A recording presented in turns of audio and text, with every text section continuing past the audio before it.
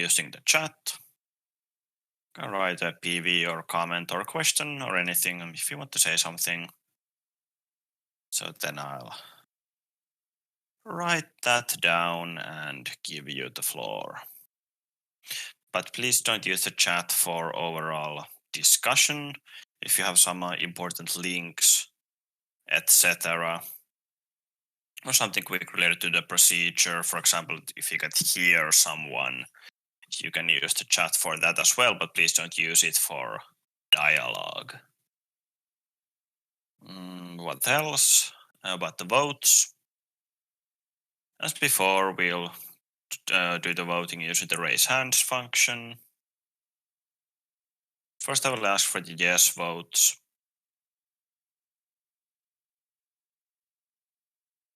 Then the vote counters will count the yes votes. Will inform us once they have counted the votes. Then I will ask you to lower your hands. We'll wait for a moment. Then I'll ask for the no votes. And after that, I'll ask for the empty votes. Does anyone have any questions about these practical matters?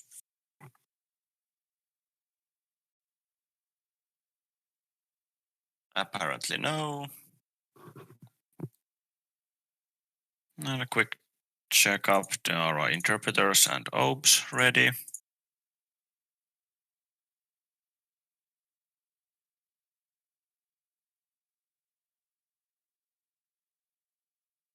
And also is Elina ready? Yes, I just came here. Of course, I'm ready. Okay. Excellent. So everything and everyone is ready. So we can move on. Welcome to the Aalto University Student Union Council Meeting 5 2021. And it's Thursday, 17th of June 2021. It's 5:16 p.m. opening the meeting. Closing item 1. Moving to item 2. Recording the members and deputy members of the council who are unavailable, disqualified, ineligible, resigned, and present. So, Elina. Yes, thank you. Good evening. Welcome to our last meeting of the spring. So, let's start as before from Chem. Sira first.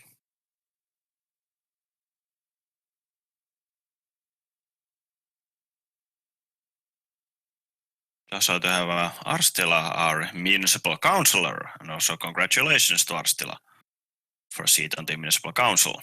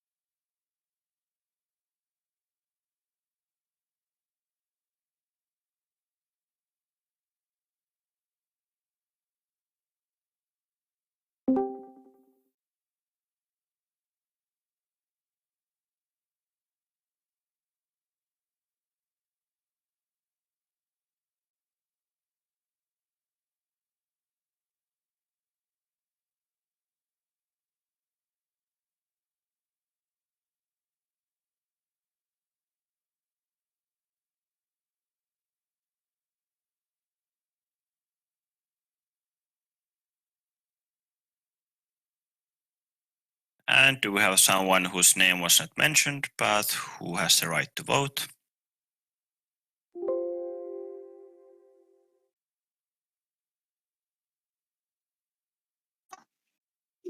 Apparently no. So I want to remind you that please, if you have to leave or if someone comes in late from your group, please let us know in the chat who has left or entered and at what time. We have 31 members of the Representative Council present. Thank you. Yes, excellent. Thank you, Elina. So we have 31 members of the Representative Council present. We also grant the right to speak and to be present to AYYE employees, members of the board, vice chairs, interpreters, and OBS members. Is there anyone else who wants to be granted the right to speak and or the right to be present? Apparently no. Closing item 2, moving to item 3, recording the lawfulness and quorum of the meeting. The meeting is lawful when there are at least 25 members of the Representative Council present and the chairperson, and the invitation has been sent 7 days prior to Representative Council's mailing list, official bulletin board, and AYY's website. If these conditions are met, the meeting is lawful and has quorum. And our regulations do not prohibit the organizing of remote events or remote meetings, even though they do not support them either. So now we will state that the temporary bylaw that we have related to associations does not directly relate to us, but when considering the circumstances, it is justified to hold the meeting remotely while still being lawful and having quorum, since everyone can be present and legal members can take part in the meeting. This is based on the Universities Act in the section about the autonomy of student unions. So we can say that the meeting is lawful and has quorum. Closing item 3, moving to item 4, election of 2 persons approving the minutes and 2 vote counters. So the scrutinizer of the minutes, we will elect 2 of them plus 2 deputies and 2 vote counters and 2 deputies for them. And I propose, as done before, the scrutinizer of the minutes will act as deputies for the vote counters and vice versa. So maybe if you could try out that, Elina, if you would nominate 2 scrutinizers of the minutes.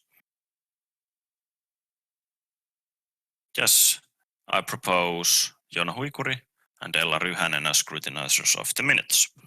Are Huikuri and Ryhänen available? Yes, and yes. And Elina, if you could also propose 2 persons as vote counters.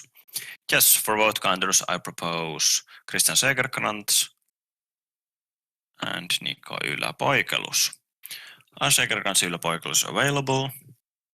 Yes. And yes. Excellent. Closing discussion.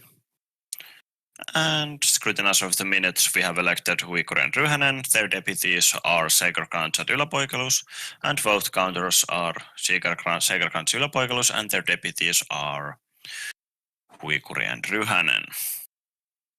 It has been decided. Closing item 4, moving to item 5, confirming the agenda for the meeting. The agenda for the meeting has been sent with the invitation to the meeting. In addition, the board has asked that item 15 would be handled in closed session, but we'll return to that when it's time for item 15. Is there anything to add or comment on the agenda?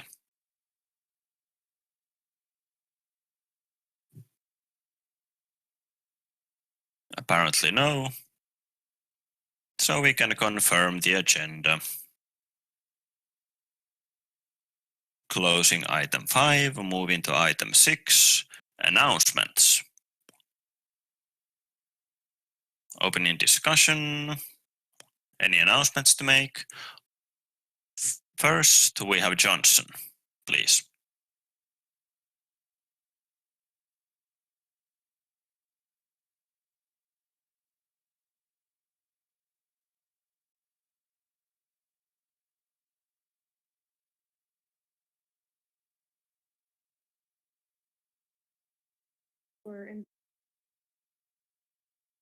I really want to encourage everyone with your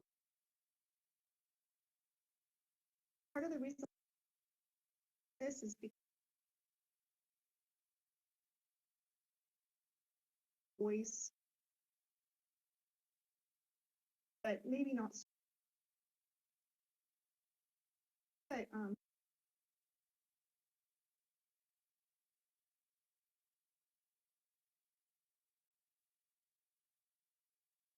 is just sort of a fun one. AYYE team has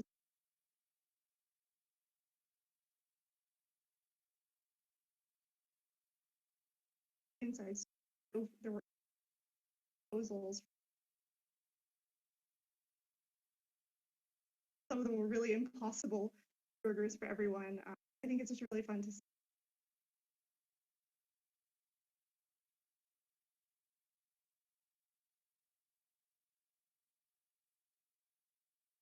Thank you. Next we have Fihlman.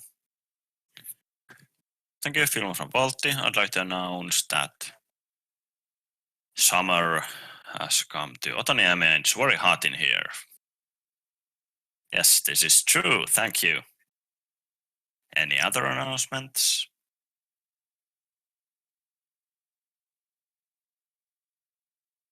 Yes, Laitila. Thank you.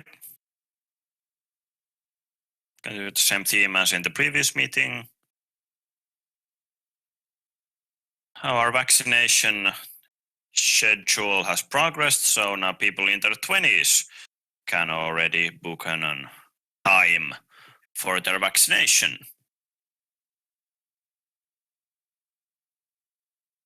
And I saw that the number of infections was now 55, so they're starting to get lower and lower, so it's looking very bright. Yes, thank you. And Pajukari? Yes, I have to tell you this happy news that the municipal elections are over. And unlike in elsewhere in Espoo, in Otaniemi the voting activity increased from the last elections. So we can give ourselves a pat on the back for this. And there were also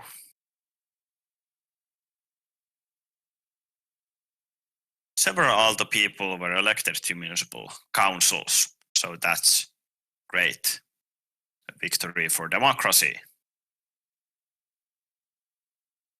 Thank you. Anyone else? Any announcements to make?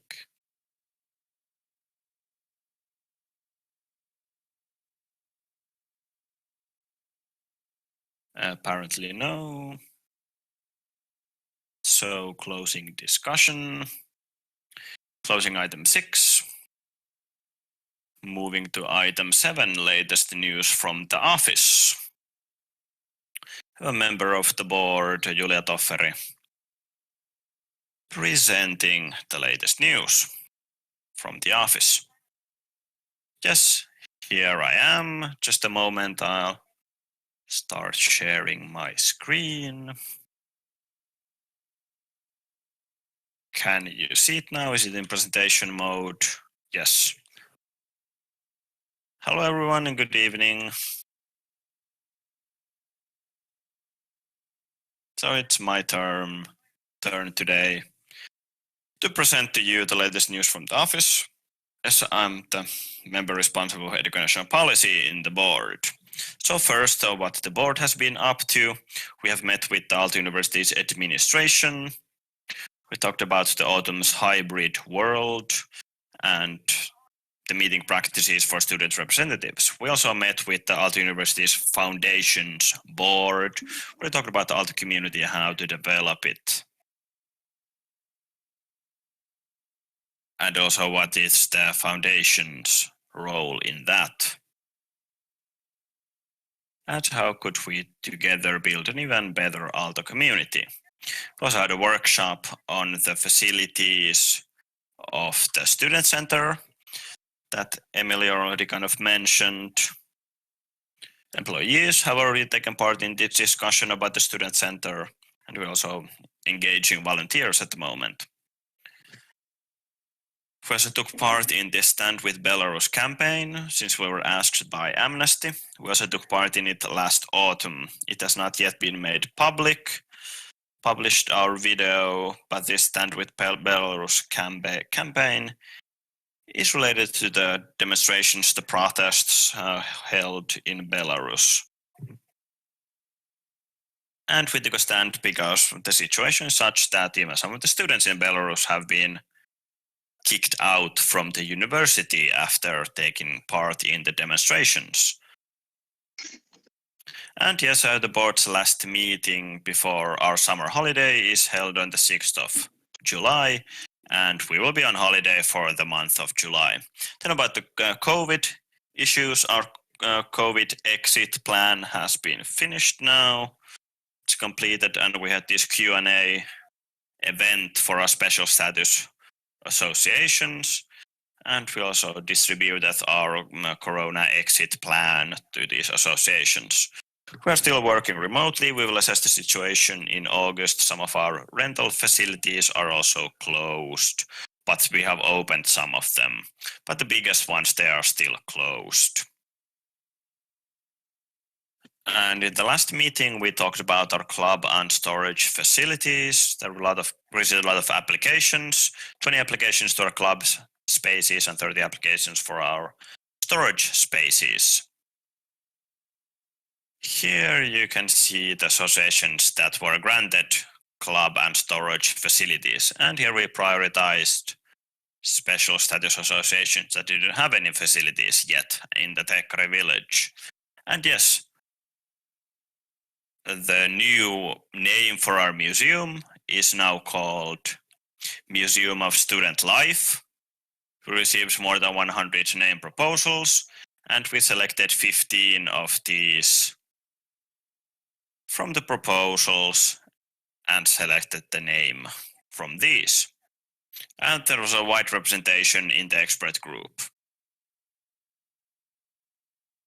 And this new museum presents the history and modern times of our university and tries to foster the Aalto community spirit. About our community and volunteers, we have more than 1,000 tutors this year as well. And these are voluntary training for tutors, which were held both in English and Finnish. There were a lot of participants, 60 participants in the English language training and 120 in the Finnish language training. We also decided on the scholarships, who they will be granted to, and also received a lot of applicants for our association register, 13 in total, but not all of them were yet ready for the actual application, so we've helped them in that. Also started planning the orientation week with the university and volunteers, and this statement made by the council has reached its goal, and we have met with our rector Ilkka Niemelä and Pertti Suomela. For our advocacy team, for educational policy, we have this big project about developing the meeting practices for students' representatives. We've had these higher education meetings where we met with the deans and vice deans in charge of education. And on Monday, we sent out this survey about meeting practices to student representatives. And if we have student representatives here present today, please answer the survey if you haven't yet. And during the summer and early autumn, we will go through the job descriptions and tasks for different bodies which have student representatives. And with the advocacy team, we made a statement about the Ministry of Education and Culture's accessibility plan. We emphasize intersectionality, language accessibility, and involving students and the follow-up regarding accessibility.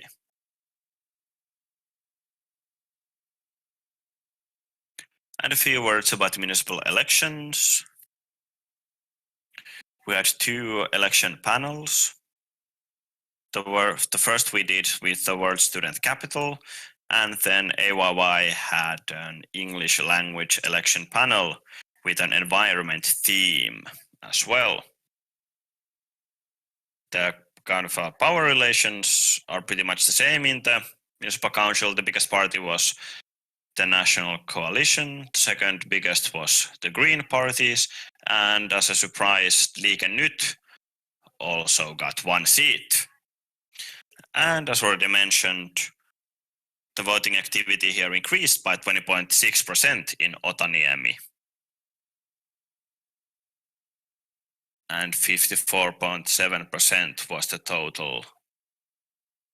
voter turnout the total voter turnout.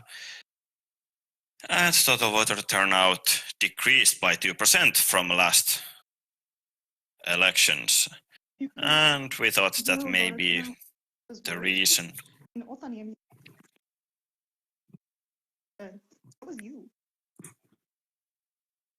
And we are kind of wondering why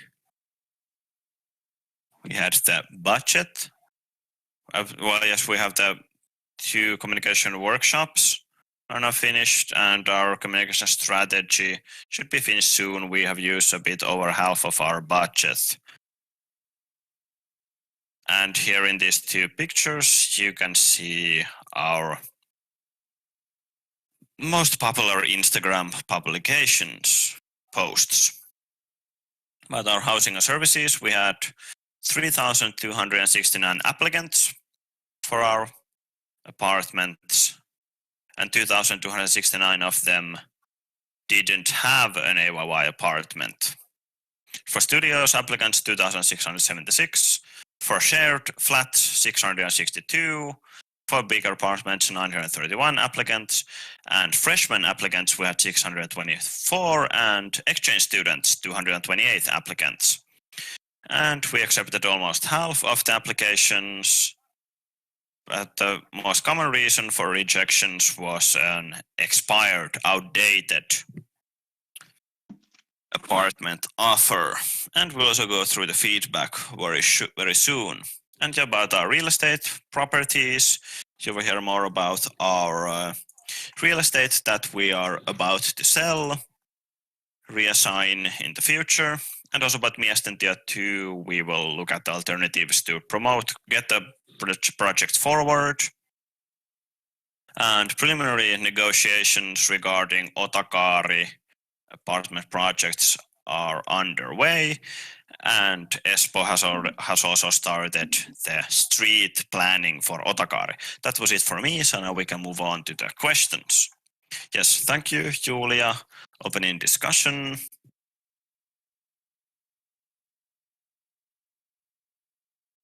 Oops likes to state that slides cannot be seen on stream for some reason.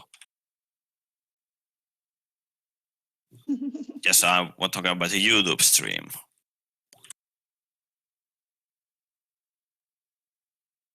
Yes, first the questions, Segerkrantz first. Yes, Segerkrantz from Voga. I have to ask about these shared club facilities and storage facilities, or just the ones that were allocated. There are a lot of applicants, 20 and 30. So have you talked about this at the office? That are you going to do something about the situations is, since there's a lot of demand, can we somehow offer more facilities? Just we talked about it a bit, but I can't really say anything more specific yet.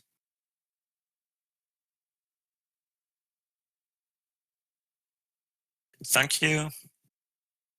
And Fihlman. Here's Fihlman from Voltti.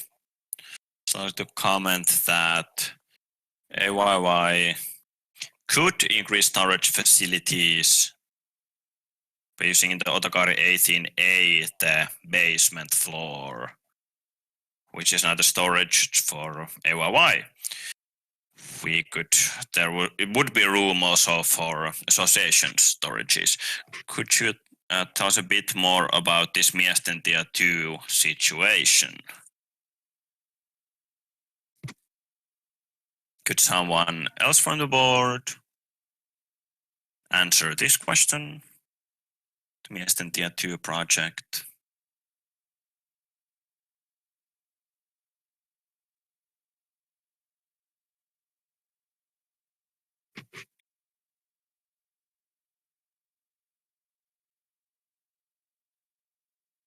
Could you please repeat the question? Yes, did you hear my first comment, initial comment? Yes, okay. What is the situation of the Miesten tie 2 project? Since you're looking for alternatives to move forward to the project, so what's the situation here? Yes, I can answer this. I'll talk about it a bit more when we talk about the plan of action. But this here sentence here refers to the situation where that Miesten tie 2 is a joint project by us and HOAS, and because of the Neste station there. So we are looking into whether we could move forward with our own kind of building plans there, or do we have to wait for the other parties involved? Otto can also fill in if I forgot something. And just Monika can also fill in. Yes, Monika. Hello, everyone. Monika Kivimäki, the Chief Financial Officer. For Miesten tie 2, as Milja said, we are now looking whether AYYE can move on to kind of an independent building without having to wait for the other parties. We are meeting now with the city of Espoo and with ARA before midsummer, and hopefully before midsummer we will get some kind of information that can we move on forward with the project jointly in such a way that we could start the project next year. In May, we were told that this joint project would not be delayed as much as was estimated in April. So we are now looking at different options, how to move forward with it.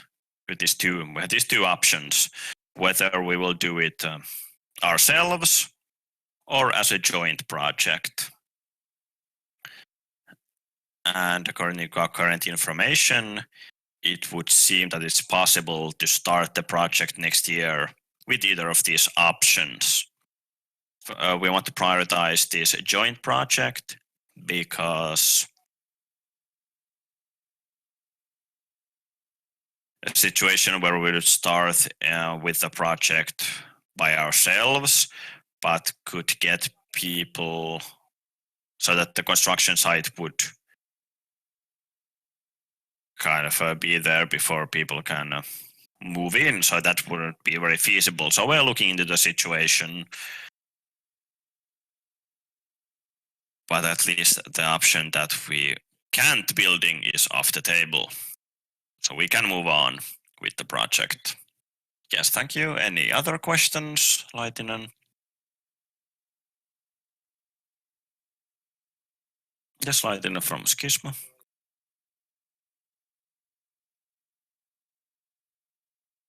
To the museum.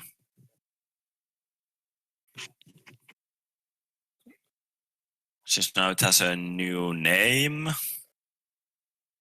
How about the website name, the domain name?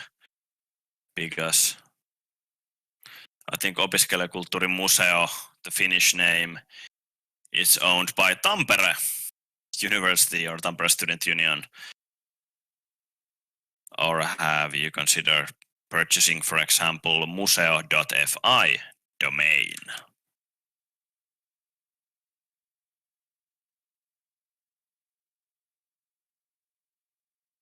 We haven't discussed this matter yet. Please correct me if I'm wrong, but I think we haven't discussed this yet. Yes, just the person responsible for the museum is sick, so they're not here today, but I think that, or yes, actually maybe Petra can answer. Yes, we have some domains. We haven't purchased the museo.fi. I don't know if it's open, is it reserved? I think there's a kind of nice also this competition between student unions that we can, at least if Opiskelijakulttuurimuseo.fi, we can let Tampere have it. We have the Museum of Student Life domain is ours.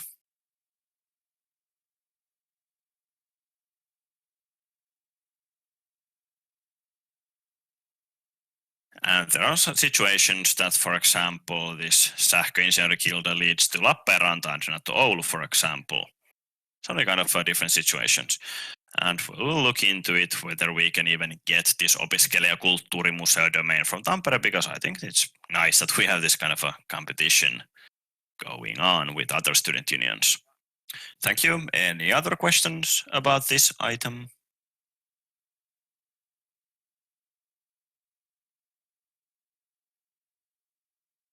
Apparently no.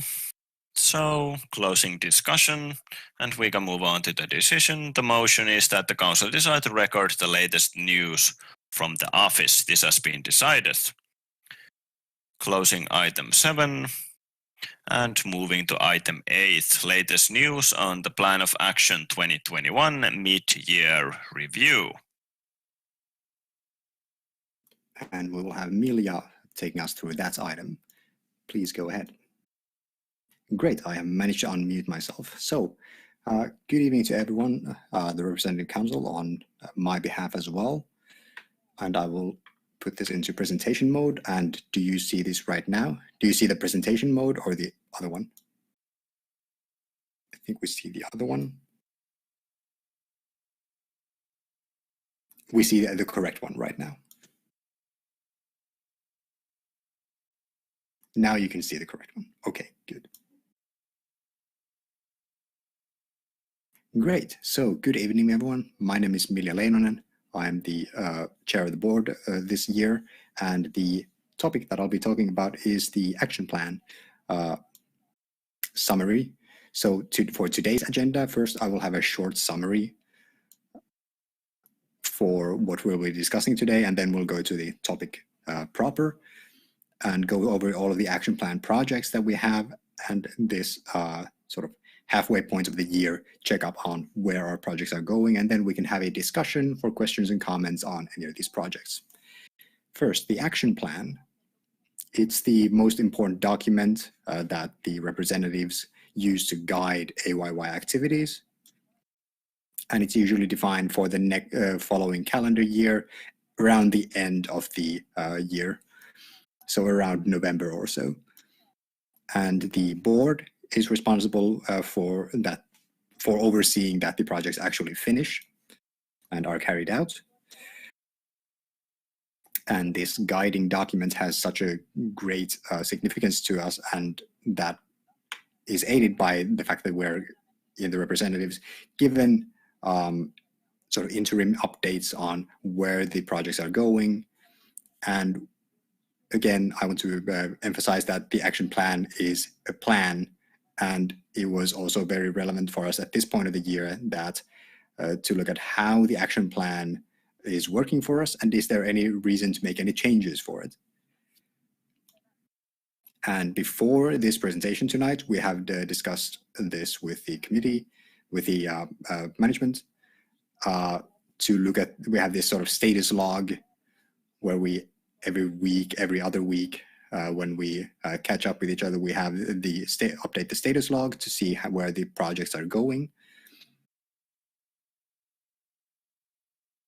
And with this guidance group meetings, we have been looking at what we can expect from these projects. Now, what we are looking at, especially at this point of the year, is scheduling, responsible persons for each project, and the scope of each project. And around the end of April, we had a more thorough check on the projects by the board.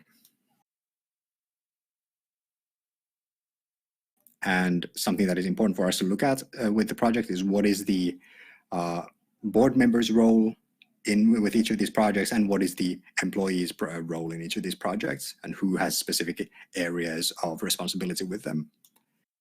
And last year, when we were making our action plan, we had a very different kind of view on what the spring would look like. And of course, we have been having being in a state of lockdown for a long time now. And with the pandemic, we have had many reasons to continue to look at our action plan and revise it. And these projects and action plan revisals have been taking a lot more time than normal.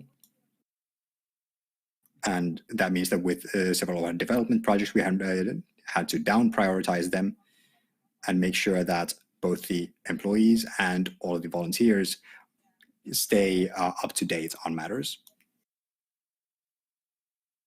Now, as a student council, we have a lot of different opportunities to start up different kinds of development projects throughout the year, and we have a lot of these great opportunities. But it's important for us to make sure that if we want to start a new kind of development project, we must always do this sort of juggling performance of what does that mean that we're letting go of. And this is a bit of a reminder. You might remember this kind of slide from last semester, which sort of emphasizes the different kinds of projects in our action plan. We have 15 projects right now, which are divided into 4 different categories. And we're not going, okay, we have this slide here before the next one. So we have the traffic light categories for each of the projects as well. Now that we're going to each of the projects, one at a time, there will be a colored circle with each of them, which will tell you briefly on how they are going according to schedule. If they have a green circle, that means that they are proceeding according to the original plan and original schedule.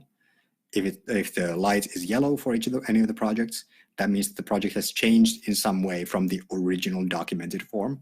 That might mean changes to the scheduling or goals or methods or responsible persons or anything else.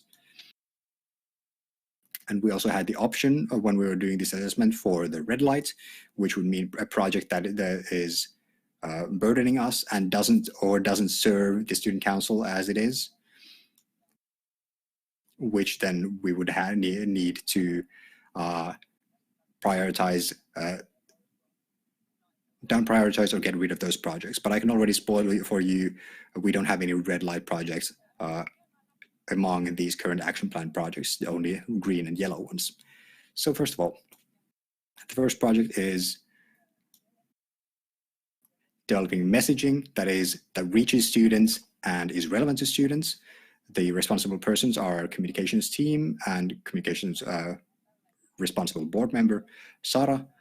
The goal for the project is the same as the original. We want to make goal-oriented communication that supports AYY goals. External messaging should be relevant to the target demographic, and all AYY employees and volunteers understand their own roles as communicators and in organization messaging.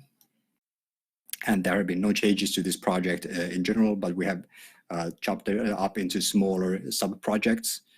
And up at the top of the slide, you can see each of the responsible persons has different areas of responsibility within this project.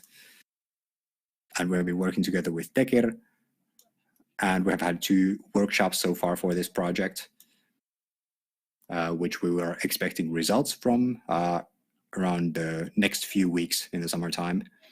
And this project lasts for the entire year and is on schedule. Next, we have the new strategy, implementation of the new strategy. Our executive manager, Elina, is responsible for it, as well as the strategy responsible board member, Laura. The goal is the same as the original, but with the asterisk that the student center project requires us to pay careful attention to the resources used by the strategy implementation project as well. Around the start of the year, we made a decision regarding the strategy with the representative council meeting, and we have been able to create this visual outlook for the strategy, which we will then be able to roll out and a more wider communication to the members, which will be ready around August. And the new strategy is currently at the center of the guidance group work. We have been starting to work on different instruments and measurements to look at how this is working out. And we also have the new method of performing more realistic assessment of the strategy rollout, which is again caused by the student center project. And that means taking a careful look at the resources spent, especially around the March to May window.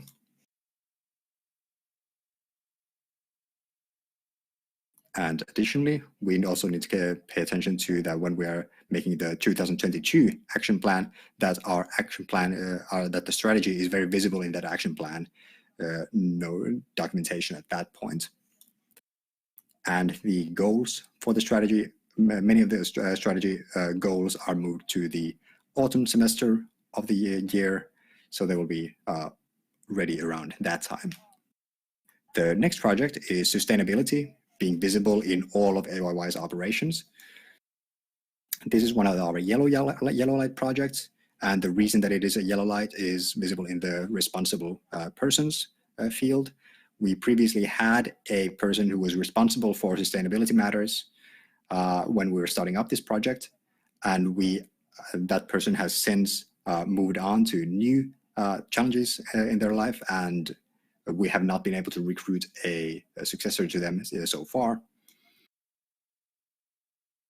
And the management group is currently the responsible party for this goal. And the goal of the project in general, we hope to have it be the sustainability be cross-cutting throughout all of AYY operations and visible in all areas, and to make sure that the project itself and its carbon neutrality goals are in accordance with our new strategy. And we want the sustainable development to have a more clear model for the management model for ensuring sustainable development in our operations, to make sure it is visible in daily life.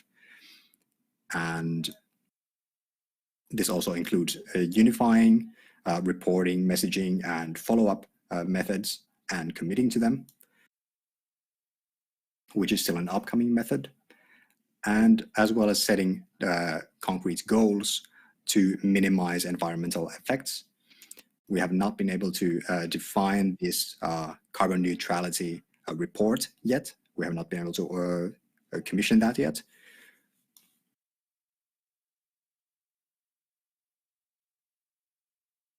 And we currently do not have resources to conduct the emission calculations and tracking. And currently, as we are seeing from the slide as well, the project is quite expansive, and as such, it is not progressing at this scale. It has been down prioritized due to the time and resources taken up by the student center project. As for the community projects, we have developing a sense of community during these exceptional times. The responsible persons are the volunteer responsible board member Matthias and Nina. Currently, the focus with this project is on a return to normal around the autumn semester. And part of the project is the Ministry of Education and Culture's funding provided by them, and the allocation of that is still a bit unclear, especially for the ownership pinpointing of the project, since we don't have an individual person for it. And if you have been following the AYYE operations around May Day, we had these discussions around the orientation week planning. We're not sure whether that will be virtual, partially virtual, or entirely live. And this is in general part of our ongoing activities. It is not simply a project, but especially the part with the cooperation with the Ministry of Education and Culture is naturally a fixed term project.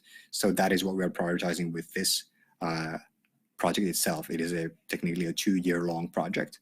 Otherwise, the project is going on according to schedule. All of the events have taken place according to schedule. Next up is the development and development of equality of the volunteer field. We have Matthias again, board member responsible for the volunteers. And the original goals as they stand still with this project are community building projects, different committees, equality, and the responsibility and sustainability of operations. Now, of course, the pandemic has also offered us the opportunities to allocate some more resources into this project. We have developed and published the Safer Space principles and the principles for organizing safe events. For the tech student meeting, we are planning to have that around the autumn semester. We have issued guidelines for them, and as well as looking at the different subdivisions that should be ready by the end of summer or early in the autumn semester. And the international matters are also still ongoing with their questionnaires and surveys. But for the most part, this project is also on schedule. Then next project is the development of museum operations. As we mentioned earlier, we have the museum manager Anna, intendant Rasmus, and the board member responsible for the museum activities is Sara. The goal is the same as documented.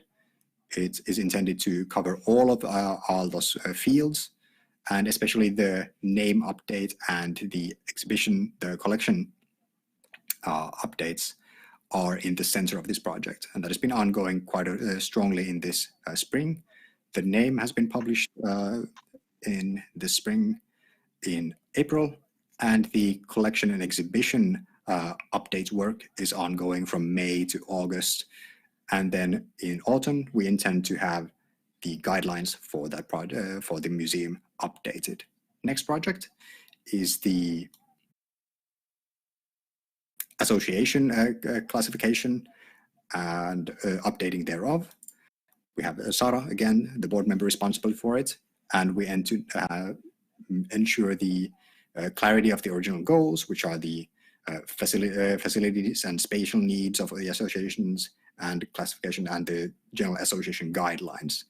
Later on in this year, we are going to be working further on the guidelines and the classifications for the associations. Those are on time. Next project is the business relations update. The persons responsible for it are Ville, who is our business relations coordinator, and Laura, who is the board member responsible for business relations. We intend to, the project intends to clarify the role of volunteers and improve interaction with both the Aalto community and merchandising. And again, this has been affected by the student center project, and having these activities as part of the ongoing operations of AYYE is part of the center of this project. And we have been able to, as this project has gone on, move some resources from the design over to the business relations team, as well as improve communications with the other teams and bring the business relations team, integrate them more closely with the rest of the organization.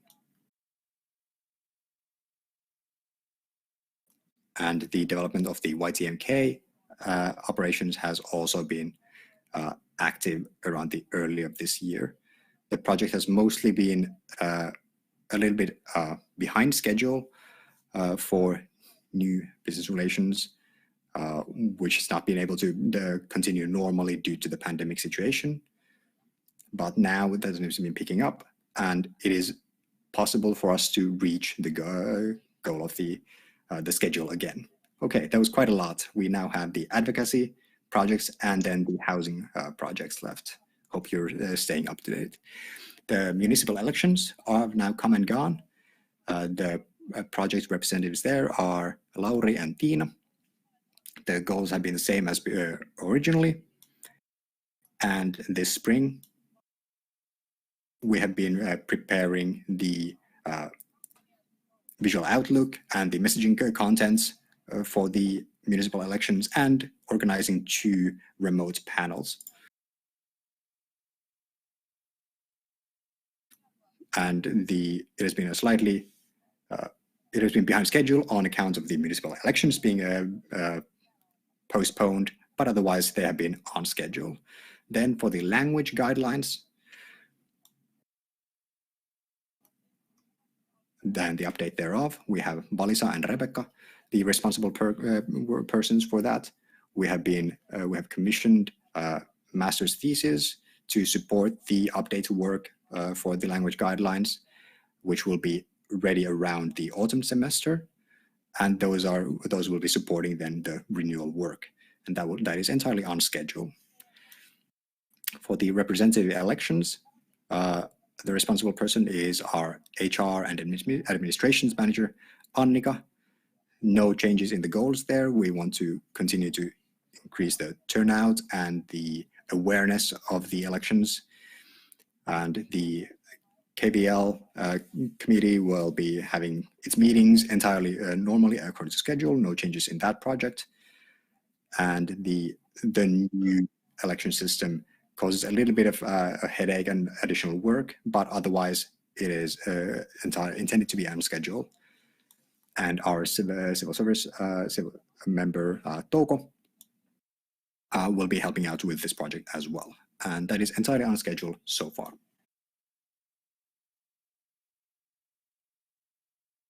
And then we have our last 4 housing projects. First, digitalization of our services and housing activities.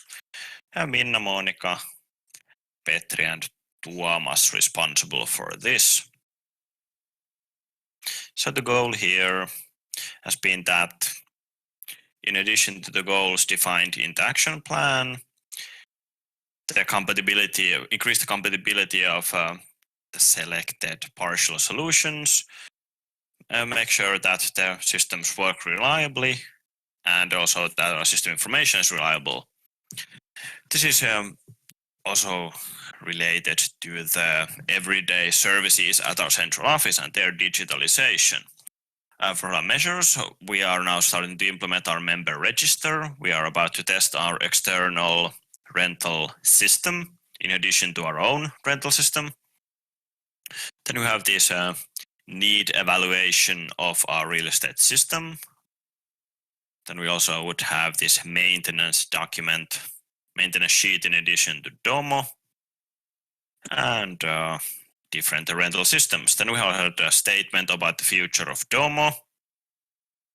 And for electronic signatures, electronic archiving and tenant selection, we have looked into their implementation in the current system. And in the autumn, we will consider our payment reminder systems, and this is on schedule. Then we have the maintenance plan for the Teekkari village, where we have Petri, Monika, and Samuli responsible. The goals are the same as the original ones.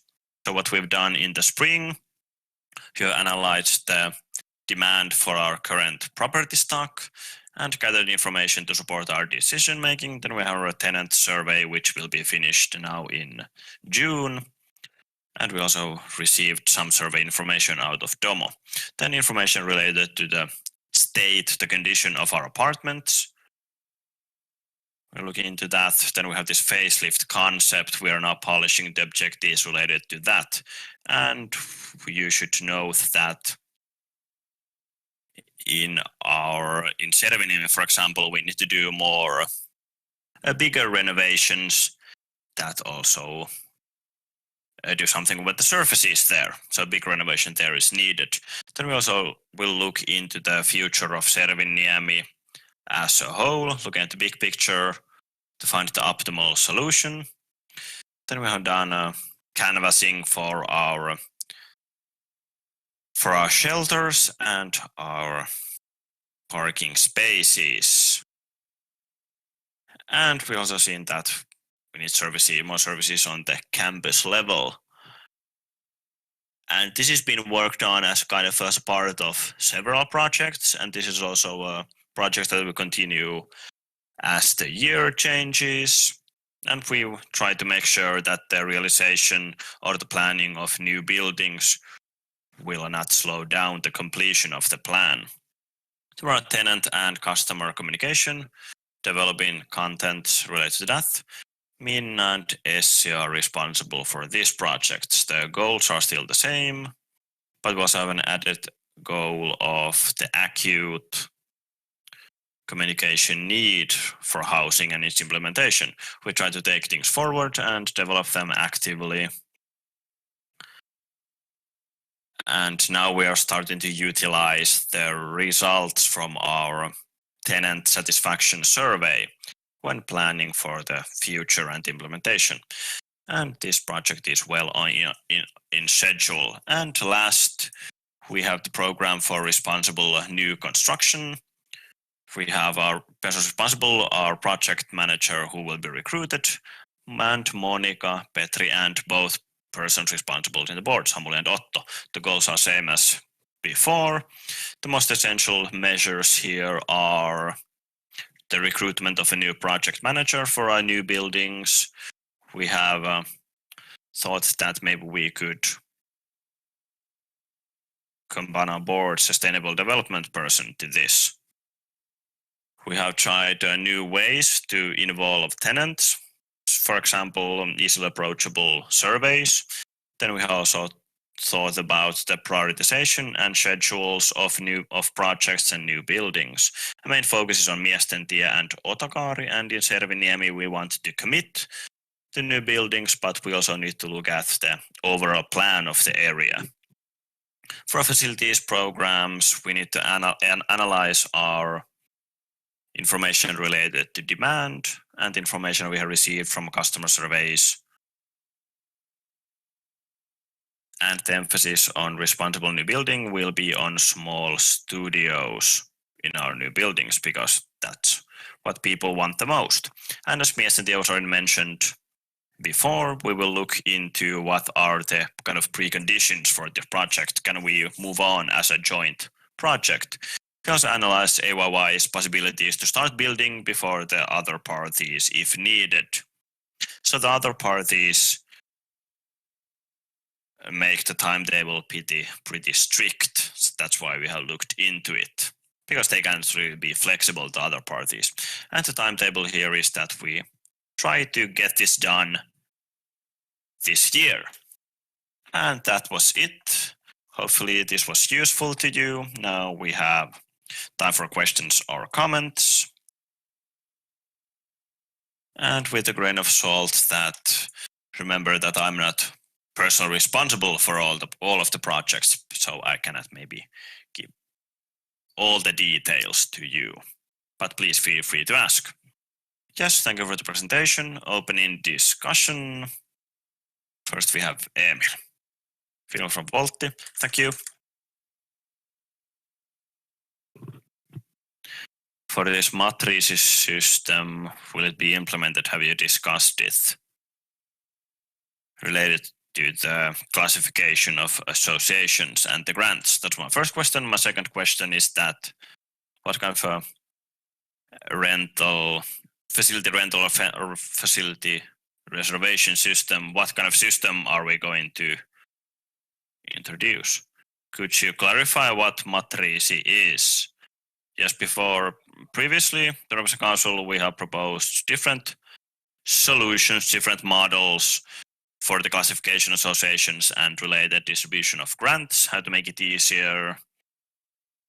And there was this proposed this matriisi matrix model. Have you talked about it at all? I can't answer this. Does Elina know more about it? Yes. We haven't yet selected any particular model, but all the different alternatives I talked about, they are still on the table, and we are looking at all of them. And in the autumn, we will present them to the European Council as well. Especially, we will talk about it UVA, about this different, the association committee, about these different alternatives. We haven't selected any one model, but we haven't forgotten about them either. We have discussed about them somewhat, but we cannot yet say which model we will choose. And the second question was about the system for reserving these facilities or for renting them. What is this new system that you talked about?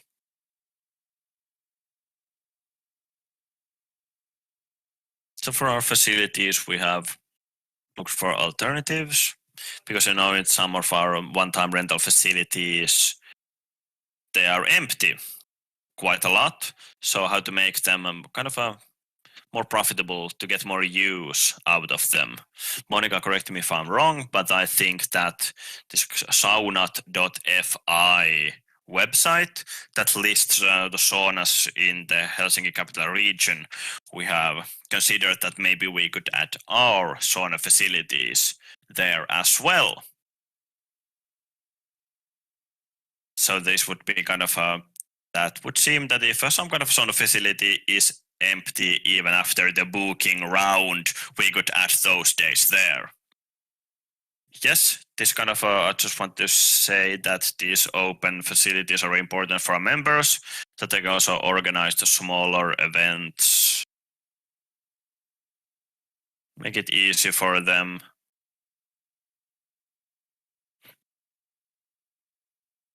So what kind of a business plan do you have for this? And could it also lead to decreased costs for our members? If we rent it out at higher prices to outsiders, then maybe we could decrease the price for members. Yes, we are actually looking into this. We have now a pilot project ongoing where we try to look into what kind of experiences we will have if we rent our sauna spaces out to third parties, because we have some sauna facilities that are empty for long periods of time. So we will try to move those to this external rent as well. And hopefully after this pilot project, we can find answers to your questions. But for example, we have some saunas in Tekre village that are in high demand and in high use. And there may be also be kind of an extempore need for sauna, so we are not going to put these very popular facilities into this outside rental activity. They remain just at the disposal of our members. And next, Imran.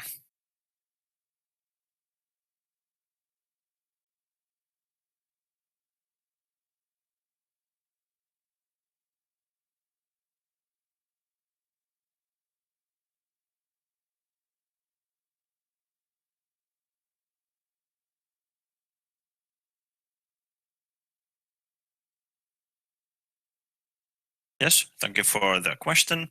As I mentioned, talk about cooperation. because we have the student center, we haven't managed to focus this much on that because the people responsible for development cooperation and student center are the same persons. So we have to look at what is the kind of focus on the employee to be recruited. Because for our new projects, we want to shift our focus in a sustainable development operations more to the real estate side, because we think that there we have the biggest impact for our sustainable development. And Rosa has done excellent work. For example, when measuring our carbon footprint and emission compensations. So now in the autumn, we want to focus more kind of clarifying the role of the sustainability expert. Hopefully we can open the recruitments in the autumn. Thank you. Thank you. Any other questions? Request for the floor? Yes, Monika said that she had something to say as well. Monika said that she can also answer, if needed, what question was that directed? Yes, Monika. Yes, about this rental system. Milia answered very thoroughly, and it's a good question as well. But I can add that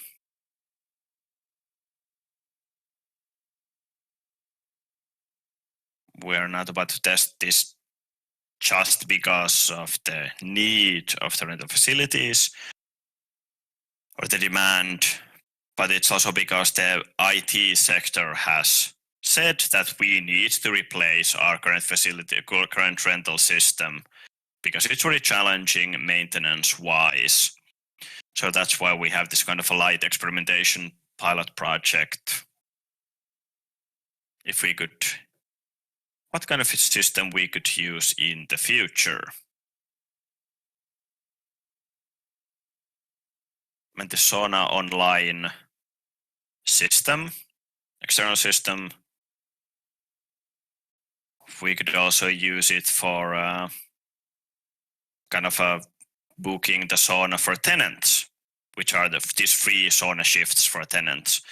So we are testing the system and if this would be a good system, and also looking if we could find more people to rent the facilities through that. Thank you, Monika. And I don't think there are any other requests for the floor. So I will close discussion and making the decision. The motion was that the Representative Council decided to record the half-year review of the 2021 Plan of Action. It has been decided. Closing item 8. Moving to item 9. Amendments to the Student Union Constitution. Here we have Elina presenting this.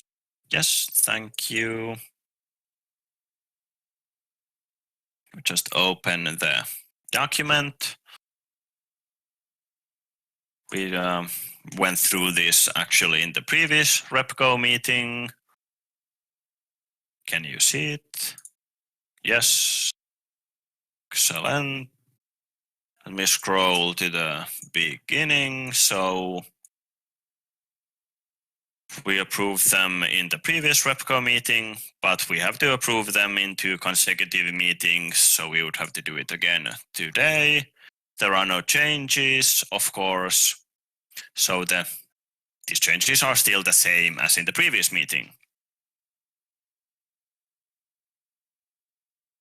So the same as before. Corrections here. About the vote election eligibility,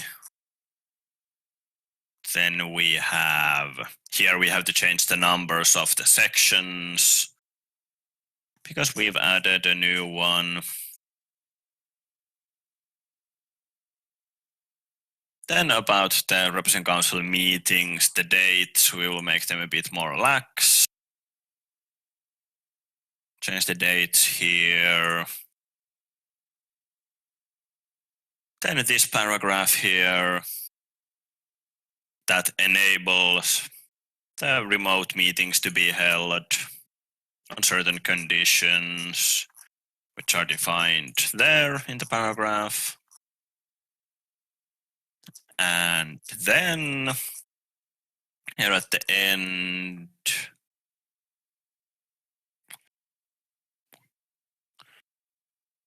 first, section 38, we will remove this paragraph about the Finnish Student Health Service fee because we don't collect it anymore. It's Kela collects it nowadays. Then about the significant financial decisions, this addition that this, regardless of whether the proposal is made by the board, finance board, or the representative council, so this addition here. Then here we change terms here. Then we also add this section about the museum to get the museum grants. We can apply for them if we add this section. Then of course we have to change these numbers of the sections, and here we've added 2 paragraphs here related to responsibility in a position of trust, about if a member of the council can be proven to have significantly harmed the student union. The clauses about that. And then yes, we have the amendment of the constitution and entry into force. Of course, we have to update here that when this new constitution has been approved, which is hopefully today. And after, if you make the decision to approve it today, we will send it to the rector, and the rector will update the new date there, or the president, that is. So this is kind of a very short presentation, since we already went through this thoroughly last time, and now, because now we just have to approve it 2 times in order for the changes to be legally approved. Yes, opening discussion. First we have Fihlman. As previously, these problematic changes here, I think, are about these remote meetings. This is too broad. I think the stipulation here, and I think what's even more relevant, is about this candidacy and voting in the elections is very problematic and ambiguous. I think it will cause problems for AYY, and it's unnecessary to change this. So because of these 2 changes, I propose that we will not approve of these new constitution. Will not approve these changes. Okay. Here, I just asked that, are you making a proposal for a change? Yes. Well, what I said, my proposal is that we will not approve of these changes. We could have a quick vote, or then you can enter my counter proposal there. Yes, if you could have the counter proposal through the proposal form to have it in writing. There, I posted the link in the chat. You can fill that in, fill your proposal there. Yes, thank you. I'll fill it in immediately. Yes, but you also need a backer for your proposal. So do we have a backer?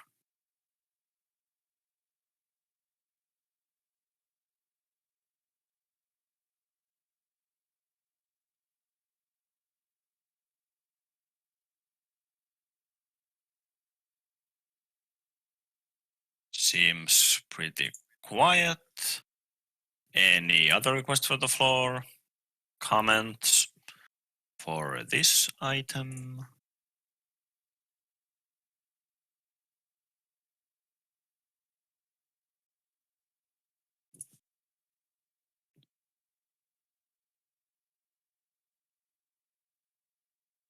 Apparently no.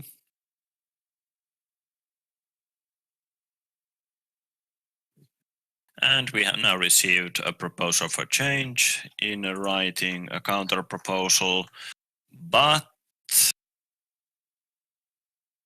now I will close discussion and we will move on to the decision. We have a counter proposal, but it doesn't have a backer, which means that the original proposal is approved. The motion is that Representative Council decide to approve the amendments to the Student Union Constitution in accordance with the appendix. This has been decided. Yes, I would like to leave it my dissenting opinion. Yes, thank you. If you could also send it in writing as well as before. You can send it via email, your dissenting opinion. But yes, closing item 9. And now we will have a meeting break. So we will have a 10-minute meeting break at 6:31. And I encourage everyone to have a glass of water and take a bit of a walk around. See you in 10 minutes.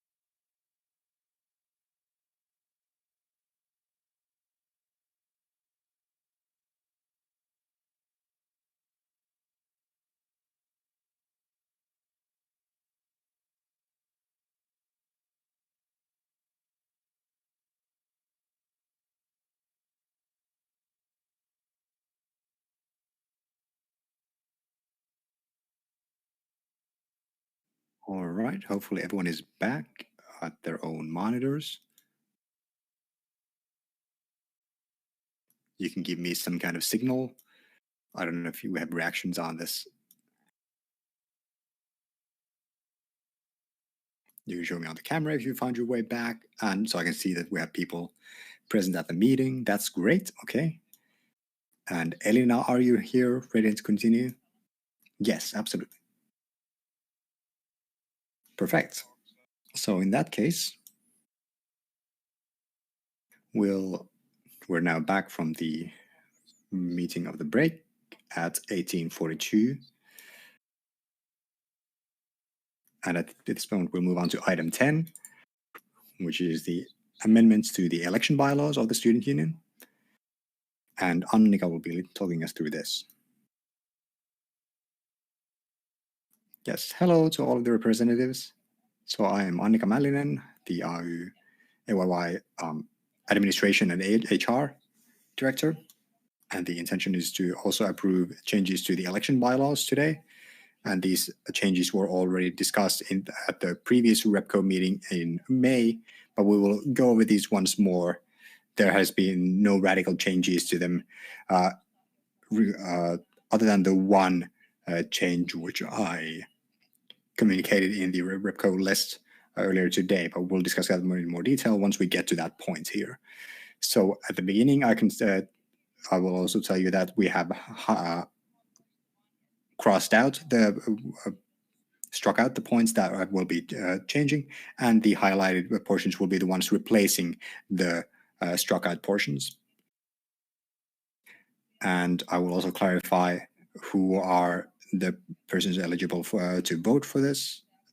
That is the first portion here that has been struck out. There was originally no more specific deadline for it. So this new updated portion gives us a specific deadline so that we can also ensure that in an electronic election system, we can make sure that everyone's information is inputted correctly by the time that in such time that we can still organize the election.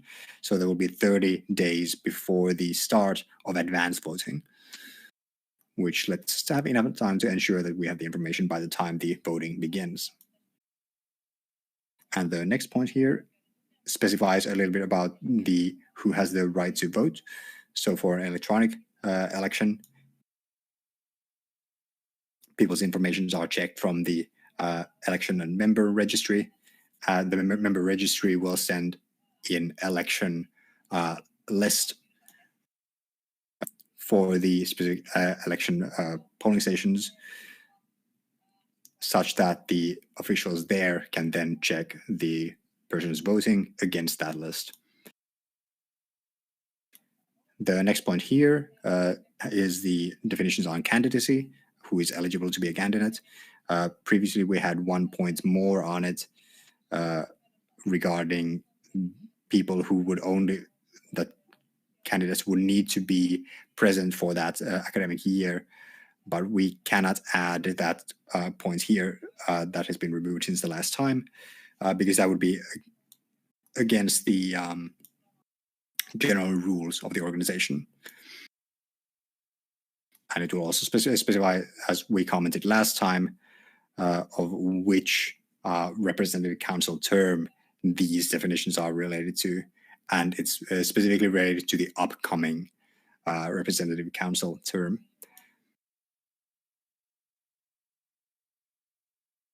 And it also specifies that if a person who is not eligible to be a candidate has been designated as a candidate, then they will be removed as a candidate. And the suggestion here is that we change the minimum amount of people who will be, that the Central Election Committee must have. It has been very challenging at times to have 4 members in addition to the chair. So we'll lower that threshold so that we are able to ensure that the Central Election Committee is able to be established at a lower threshold. It is easier to do so. And it is also removing the point that the Central Election Committee must be representative of the previous elections elected demographics.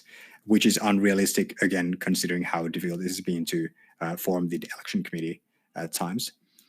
So it would be difficult to have them both have enough people for it, and as well as have them to be from a specific representative of the elections. And it also specifies that the student union board names the chair of the Central Election Committee, just as with the other committees. And it also amends the titles of the persons on the committee. And naturally, when we decrease the minimum amount of people on the Central Election Committee, we also decrease the minimum amount of persons for a quorum of the Central Election Committee meetings.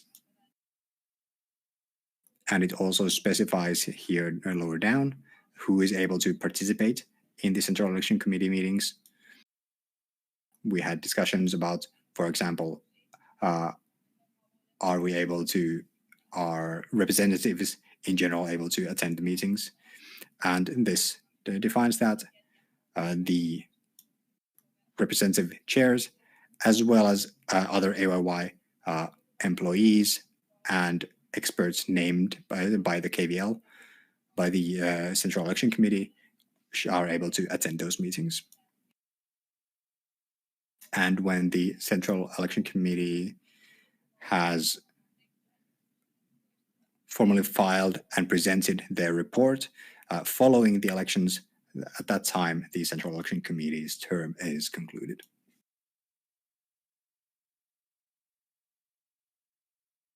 It also specifies the role of the Central Election Committee as an advisory function, so that they can provide advice and guidance to the candidates, as well as the election groups, such that they are able to provide that information and advertisement positions for the different parties.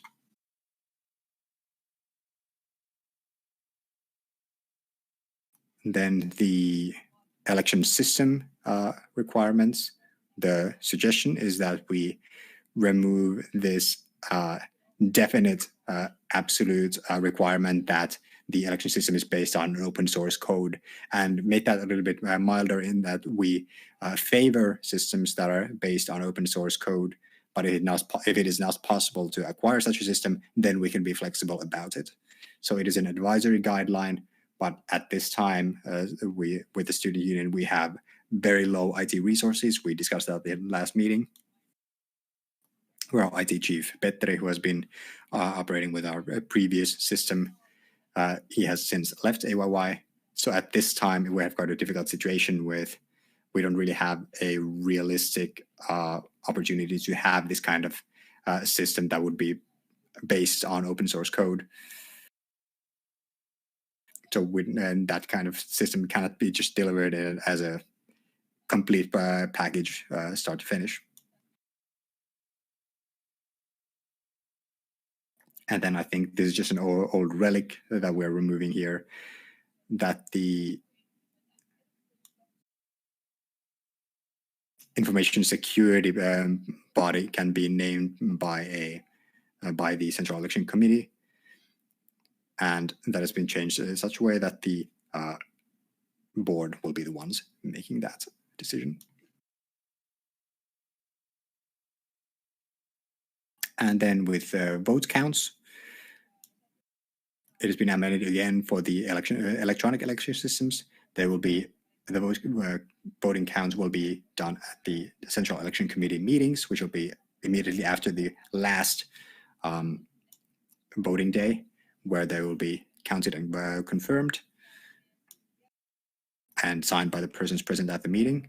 And for some reason, the previous bylaws mentioned that the meeting will be on the second voting day. Previously, normally we have had several voting days. So we will just make sure that it's absolutely clear, such that it is the last day of voting, so that it is flexible for the variable days of voting we have had. And then at the end, it also updates when these bylaws have been ratified. And I will also highlight the point that I communicated to you about today. So that is about point 5, section 5 here. Previously, we had an addition here about that each the head of each election group will also sign these candidate lists. And as we had earlier, a meeting earlier this week to discuss these matters with other student union secretaries, we're discussing the electronic elections. HYY and TRE had elections last year, and they had also, because of the pandemic situation, decided to conduct electronic elections. And it had become quite clear that neither of those unions had found a good solution of how to electronically sign the forms, such that the candidates first sign it themselves, and then the election groups also would sign those. So there was no easy or suitable process or system for to do that, as there was quite a lot of candidates, of course. So that stipulation has since been removed from this. So that has not been something that we have previously had in the bylaws, but we have previously had that as a practice. But in practice, the election group heads will still ensure who is part of which party in the elections, and have in their own documentation then confirm who are the candidates in that group.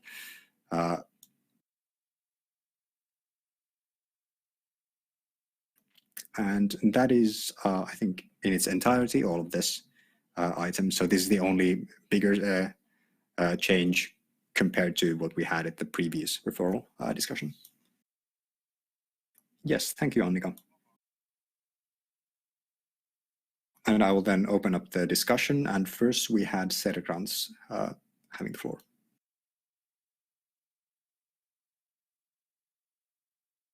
Yes, Sara Ikonen from Voga. Question, I'm sorry if I'm a little out of the loop. On line 32, that you say that the board names the chair of the Central Election Committee. Does somewhere else mention who names the Central Election Committee itself? Yes, that's in the first paragraph of the Central Election Committee, that the board names the Central Election Committee for the purpose of the representative election. Right, yes, thank you very much. Next one is Johnson.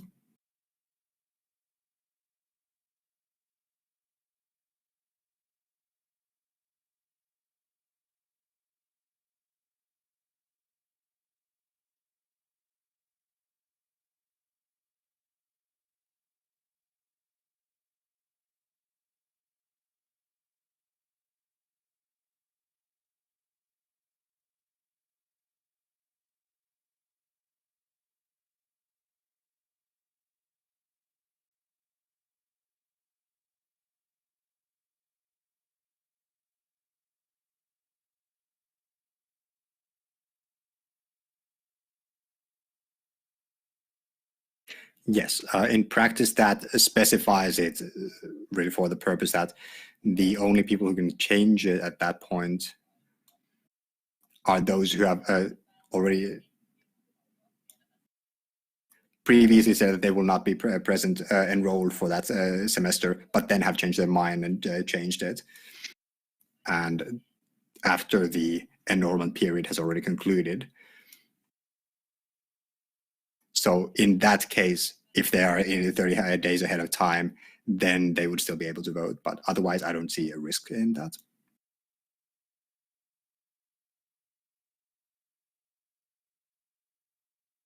Yes, thank you. And then Fihlman is next. Yes, similarly from the previous discussion,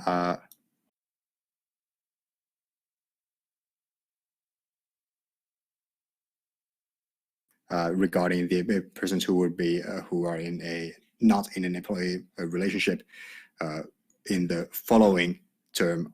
I don't know if we have gone this over with a lawyer, but I don't think it is possible to discriminate against our employees in such a way.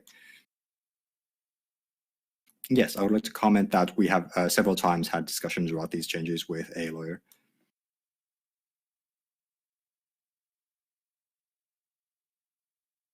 Yes, thank you very much. Any other requests for the floor? Segerkrantz? Yes, thank you. Maybe a follow-up questions to Fihlman's comment. I wasn't present at the previous meeting, but a question about why is it just that people are not able to be candidates, or why is it not simply just that they cannot be candidates while they are still in an employment relationship? If the employment relationship is concluded or they're terminated during a term, then why would they not be able to, at that time, then take up their position if they were elected and take the task?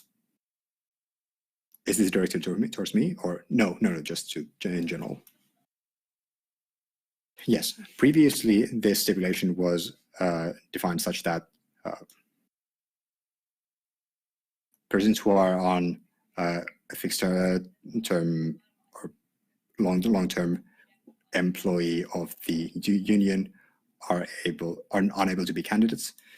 And the question was why a person would not be. The difference between a longer fixed term and an indefinite term relationship having different rights regarding candidacy. For that reason, we have had this change to clarify that they are both equal. Yes, and Fihlman, please. Yes, just to complement that. Of course, always we have had that such a, if you are in a work relationship with the union, then you are not eligible to be a candidate. And this change that we have in the bylaws now is a bad change, in my opinion. It basically stops you for 2 different years to stop you from being a candidate, even if your employment with AYY, for example, lasted for 6 months at the start of the year.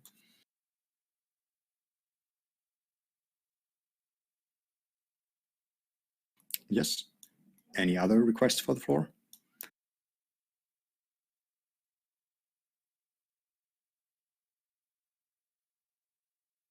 I will take that as a no, so I will close the discussion regarding this item. And we have had one request for a change from Mr. Fihlman. The proposal is such that we remove the latter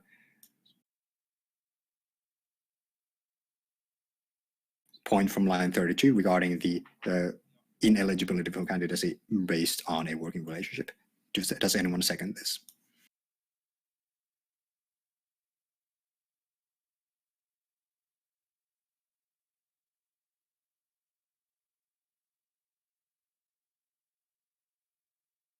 I will take that as a no. So in that case, we'll move on to deciding.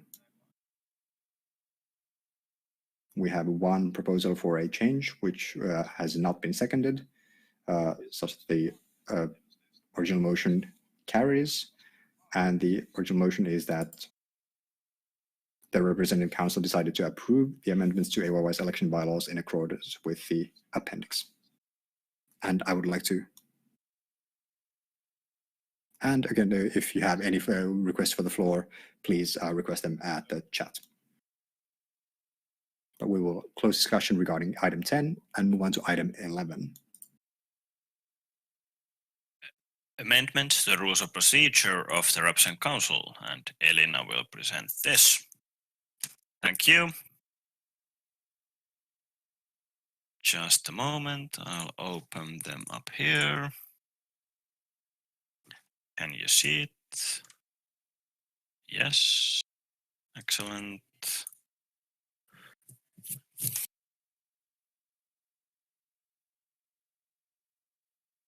We had a discussion about this in March. Very small changes.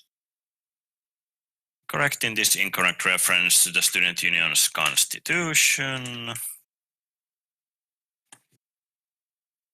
And also here, since we have moved places of the official bulletin board to our website, so here, or the official notice board, because we previously talked about the official notice board and the website, but now we'll change it so that we will say that minutes are published on the official notice board of the student union, which means this website and inside as well. And in section 17, since we have now enabled meetings to be held remotely, electronically, that's why we added this here as well. That's how the secretary verifies the votes. In an electronic meeting, the secretary of the meeting verifies the votes cast by means of an electronic voting system. So as we have done before.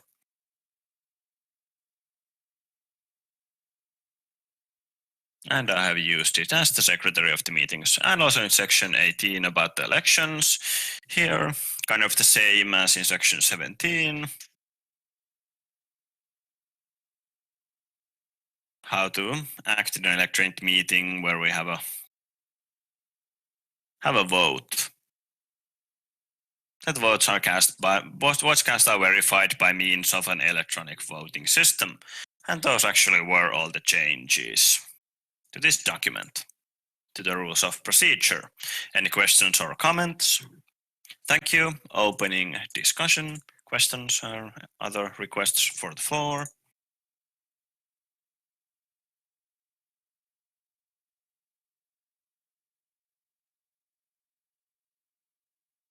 Apparently no. Which means that I can close the discussion and moving on to the decision. The motion is that the Representative Council decided to approve the amendments to the rules of procedure of the Representative Council in accordance with the appendix. And this has been decided. Closing item 11. Moving to item 12. Amendments to the rules of procedure of the board. Elena, please.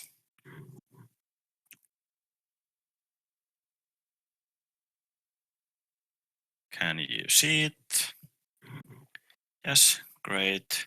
So the rules of procedure of the board. Has had a preliminary discussion about this, I think, in March. Here, very small changes about the reviewing of the minutes.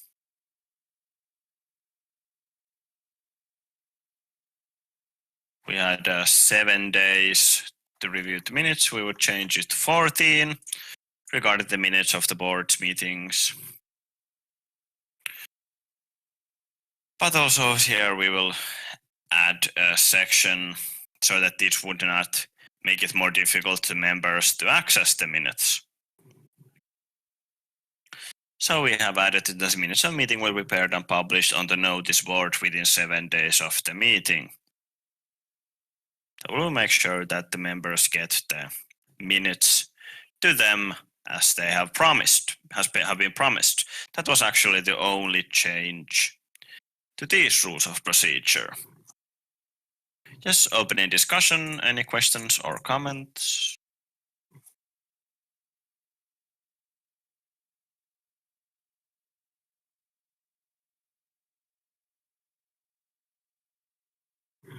Apparently no. Closing discussion. And the motion here is the Representative Council decided to approve the amendments to the rules of procedure of the board in accordance with the appendix. This has been decided. Closing item 12, moving to item 13.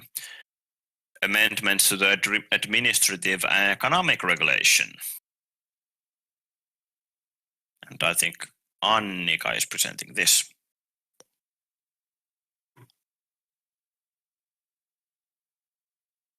Yes, representing this. So we had a preliminary discussion on the administrative economic regulation in the March meeting. Then we also had a new proposal for change after the discussion. So here I present this change related to our executive director and their term of employment. Because now it is stated that the executive director is elected for 3 years at a time. So there will be a fixed term for 3 years, but the proposed change is to have that the executive director would be elected to an open-ended employment relationship. So no fixed term. We'll go through a bit of background here and also the legal aspects of the change.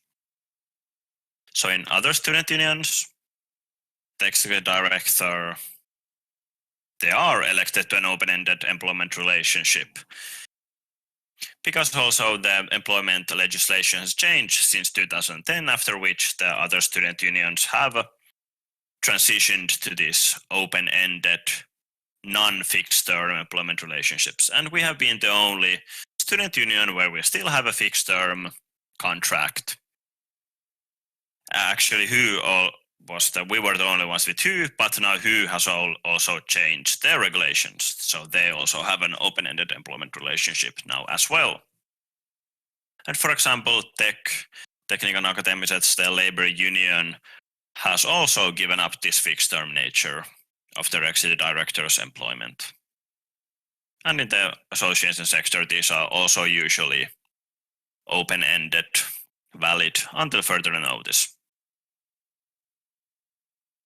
And if we change these 3-year fixed term employment relationships to each other, it's actually illegal according to the employment contract legislation.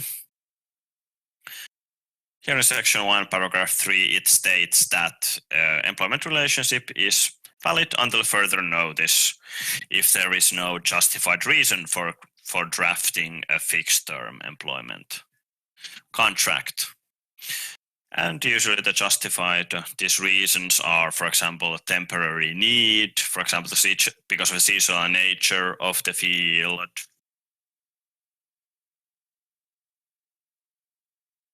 And the legislation also states that using a consecutive fixed-term employment contracts is not allowed if it shows that the need for this person, their work, is continuous. And yes, here we have always appointed a new executive director after this 3-year term, which really shows that we have a permanent need for this position, not a temporary need. Here's a huge wall of text, I apologize, but I want to go through this in more detail, the legal aspect, because there are a lot of comments and questions about it in the previous discussion. So according to the legislation, this act was revised in 2010. It was approved in December 2010 by the Finnish Parliament, and the goal of this change in legislation was to reduce the amount of unjustified fixed-term contracts, especially if they are consecutive, repeated in nature. And when changed the legislation, there were also cases of the Supreme Court about fixed-term contracts.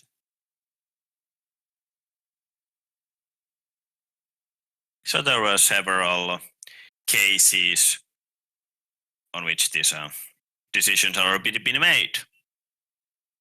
And in the proposal, it was stated that even though in 2001, in the Act, there was removed this list of examples about the grounds of fixed-term relationship, employment relationship,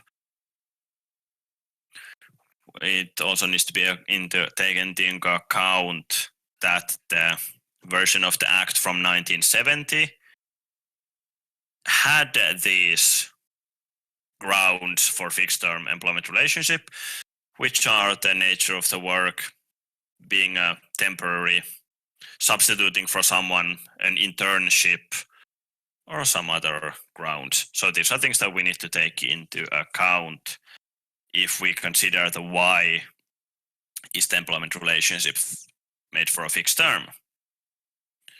And it is a proposal.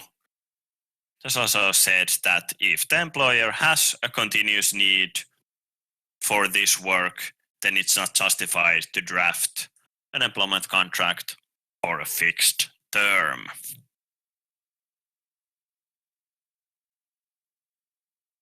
And the speaker is breaking up.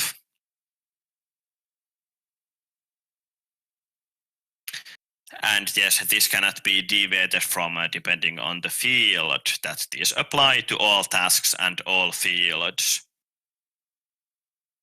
And you can also find this proposal made in 2010 by the Finnish Parliament. You can also find it online. But yes, the regulations related to the drafting of fixed-term employment are made to protect the interests of the employee. And also these restrictions apply only to situations where the employer wants to make a fixed-term contract. Of course, we can deviate from this if the employee themselves wants to have a fixed-term contract. In the previous preliminary discussion, people commented that some kind of an advocacy party brought up this issue. Maybe a labor union had brought up that this is problematic, this fixed term. And the person also said that since we don't have a case about this, it's open to interpretation.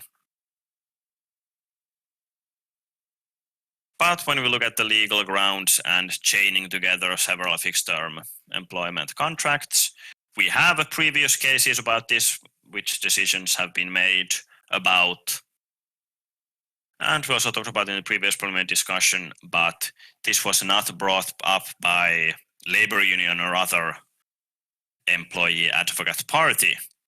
But we brought this up because Elina's fixed term is nearing its end, and before we can start the new recruitment for a new person, it has to be clear that what the new employment relationship will be like. Will it be for a fixed term, or will it be an open-ended employment relationship? It was previously discussed in January 2019 at a REPCO meeting where we had a preliminary discussion about the administrative economic regulation and about the recruitment of the executive director, or the secretary general as it was called back then. Back then the legal basis was kind of ambiguous, and experts said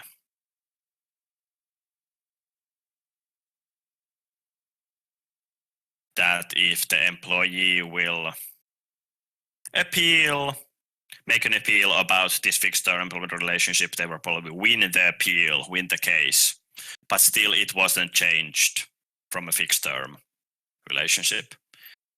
Because we had a vote, and the results of the vote was that the employment relationship will be for a fixed term also in the future. And yes, in the March meetings, preliminary discussion, there was talk about could we change this into a position of trust instead of an employment relationship, the task of the executive director. But this is kind of a gray area.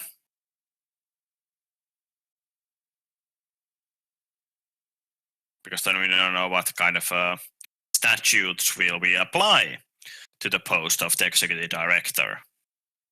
We don't know which legislation would apply to it if it were a position of trust. Because they have their own legislation.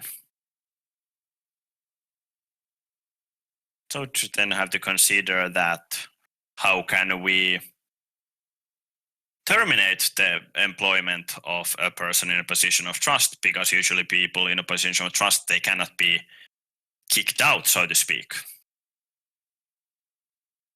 And then also how is this kind of person selected, what the recruitment process will be like.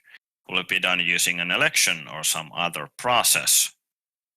Who will make the recruitment decision? And also how these tasks for the person in position of trust, how they're defined. And the speaker is breaking up.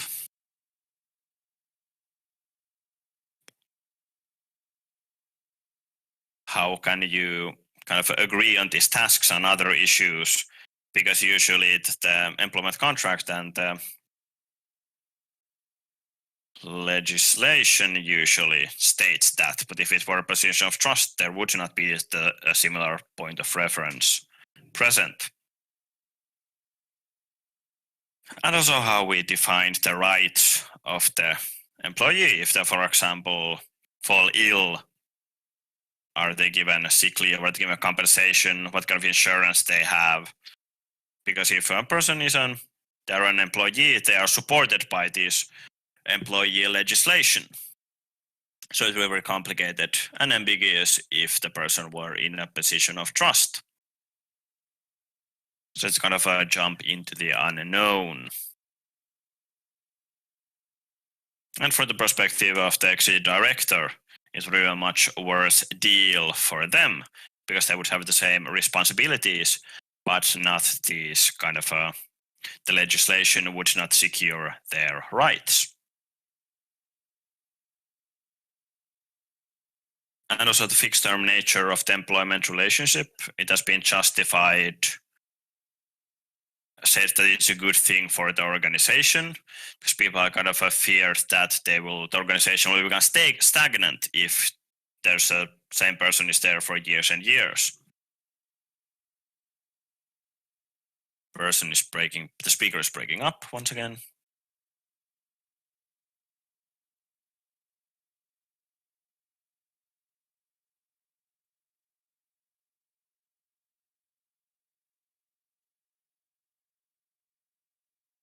For example, I've been for 4 years in this, and it always brings a lot of variation when the board changes. And of course, the representative council also changes regularly. So there is this kind of a turnover to avoid this stagnance. And it is also the executive director really good that there's kind of a person who has a lot of experience in the field so they can also orient others. And usually the work careers are kind of short in this sector, in our field.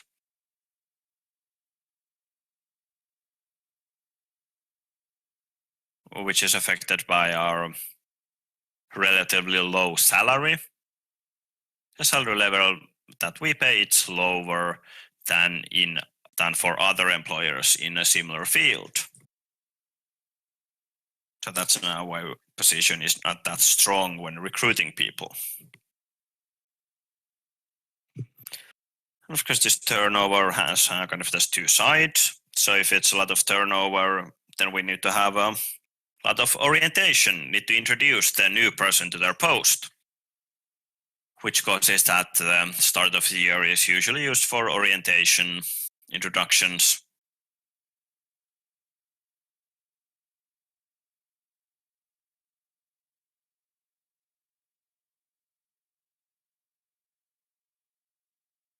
And this is also related to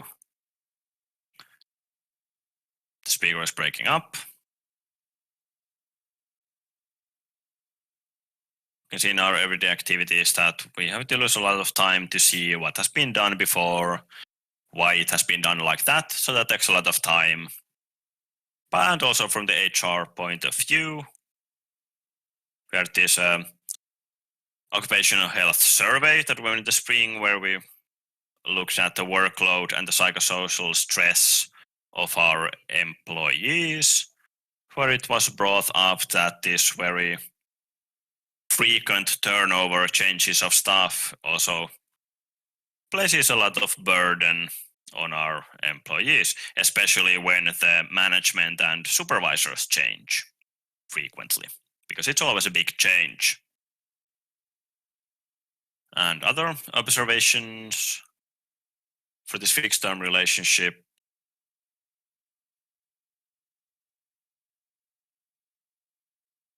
So if we appoint a person for a fixed term relationship, employment relationship, is there a danger? If there's not a fixed term, is this the danger that they will leave too early or will be there for for too long?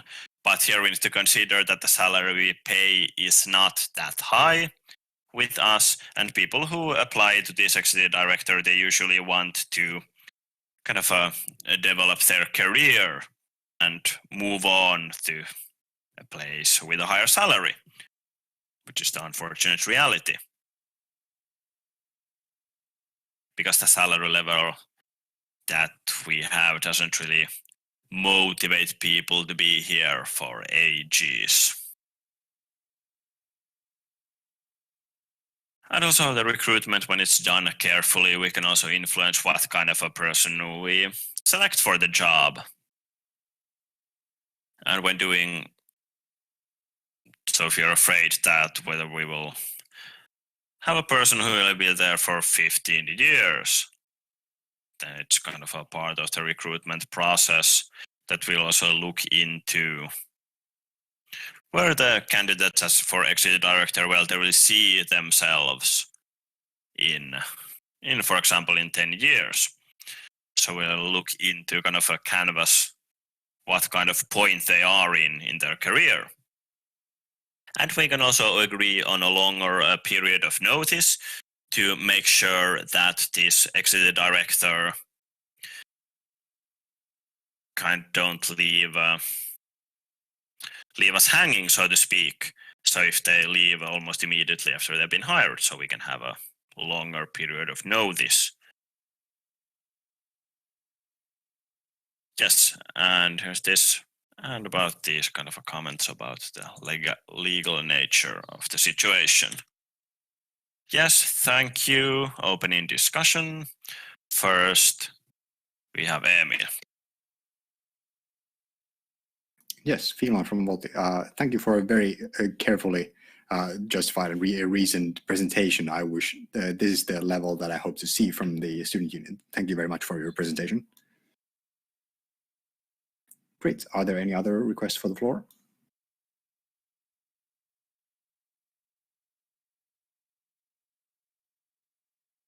Apparently no.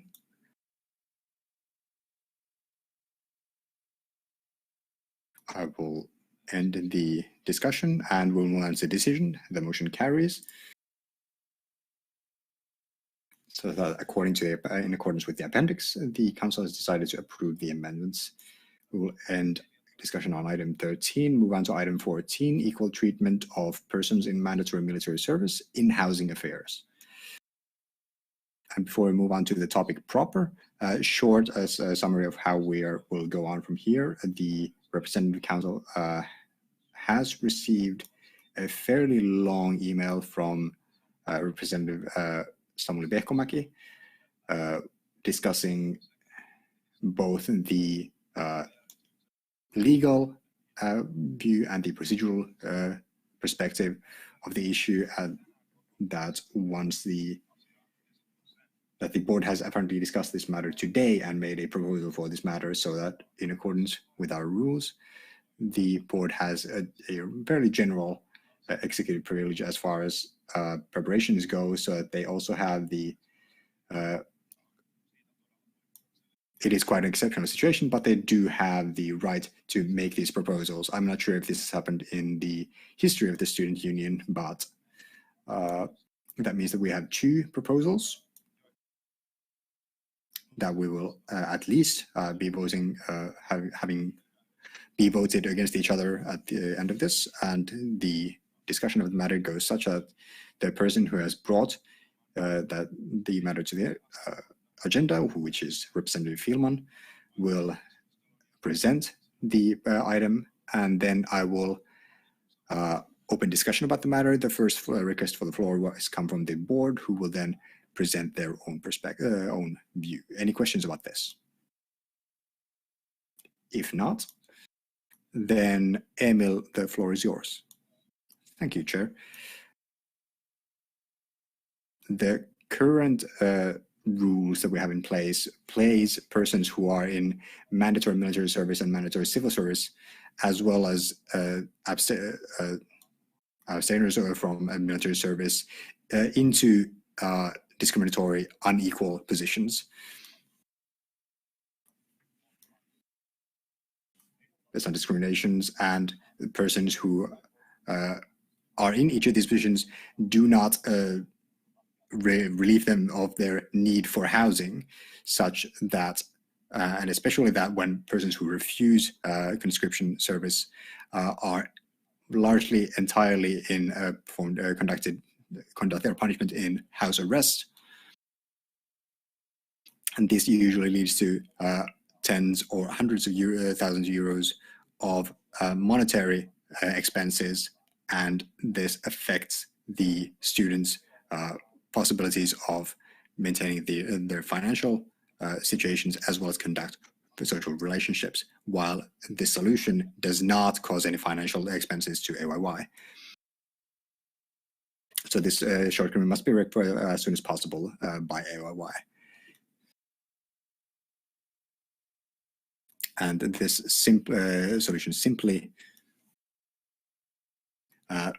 places all of these persons in equal position. And if we wish to place persons in a different, in an unequal position based on their voluntary choice of non-mandatory military service, that is fine as well. And this is a human rights offense. And even though it is a law with the Finnish state, that does not mean that it is a reasonable rule to follow. Naturally, an example would be if an unjust law was used to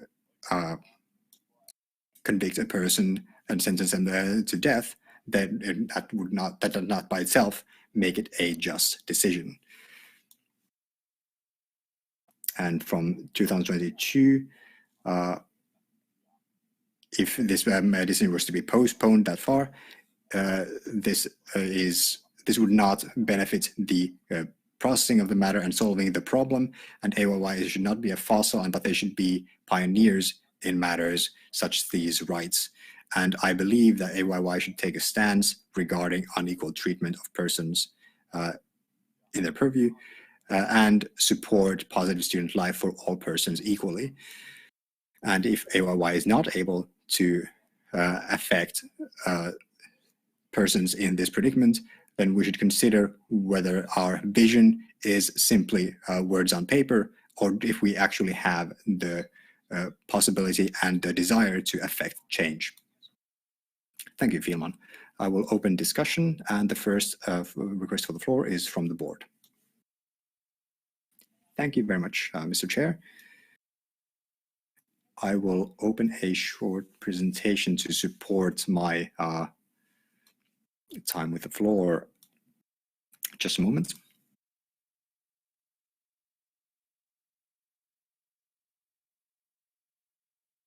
All right.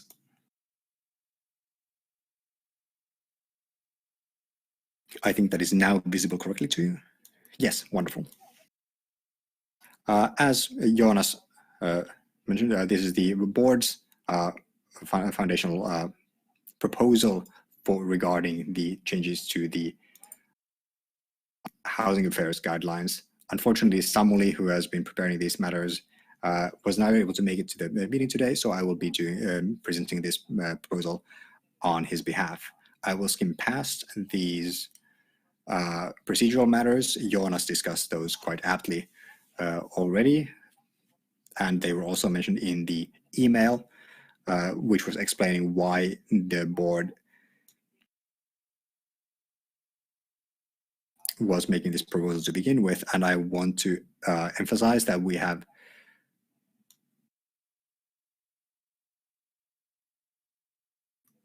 are indeed in an exceptional situation with the REPCO meeting that Representative is bringing up one of the board members is bringing up the proposal for these for the agenda. So I'm quite excited for this as a president as well. Now, the housing guidelines have most recently been updated in 2009 in the autumn semester. It defines the housing types, housing waiting lists, and the most relevant time for us here is the time of the term of housing and rights related to it. Now, the term for the housing with AYY is 5 years, and for starting from the first semester in which the student is enrolled, and for master's level students, that is 2 years. And it does not, the time is not running if the student is not enrolled and is not currently housed in an AYY apartment. For persons in military service, they are able to stay housed in AYY apartments, but that does mean that the time is elapsing from their housing term. Now, the pausing of the term can be done for the duration of military service. For the duration of the military service, if they relinquish the apartment for that time, and then a replacement apartment will be attempted to be found at the time when they come back, or they provide notification to the housing services at least 1 month before the beginning of the service and also the end or conclusion of the service, with some exceptions to persons with families.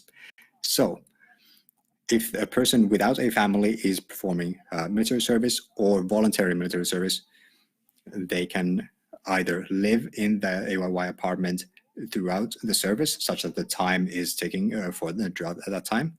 They can either sublet the apartment to an AYY member for the duration of the service, at which time they can apply for a pausing of the term, or they can relinquish the apartment for the time of the service, at which time when the service concludes, they will attempt to the AYY will attempt to find a replacement apartment for them.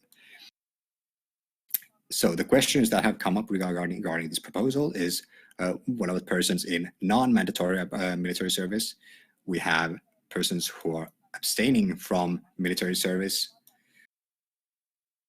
which is of course questionable considering the Finnish legal legislation regarding it, regardless of whether we are commenting on whether those are just or unjust laws.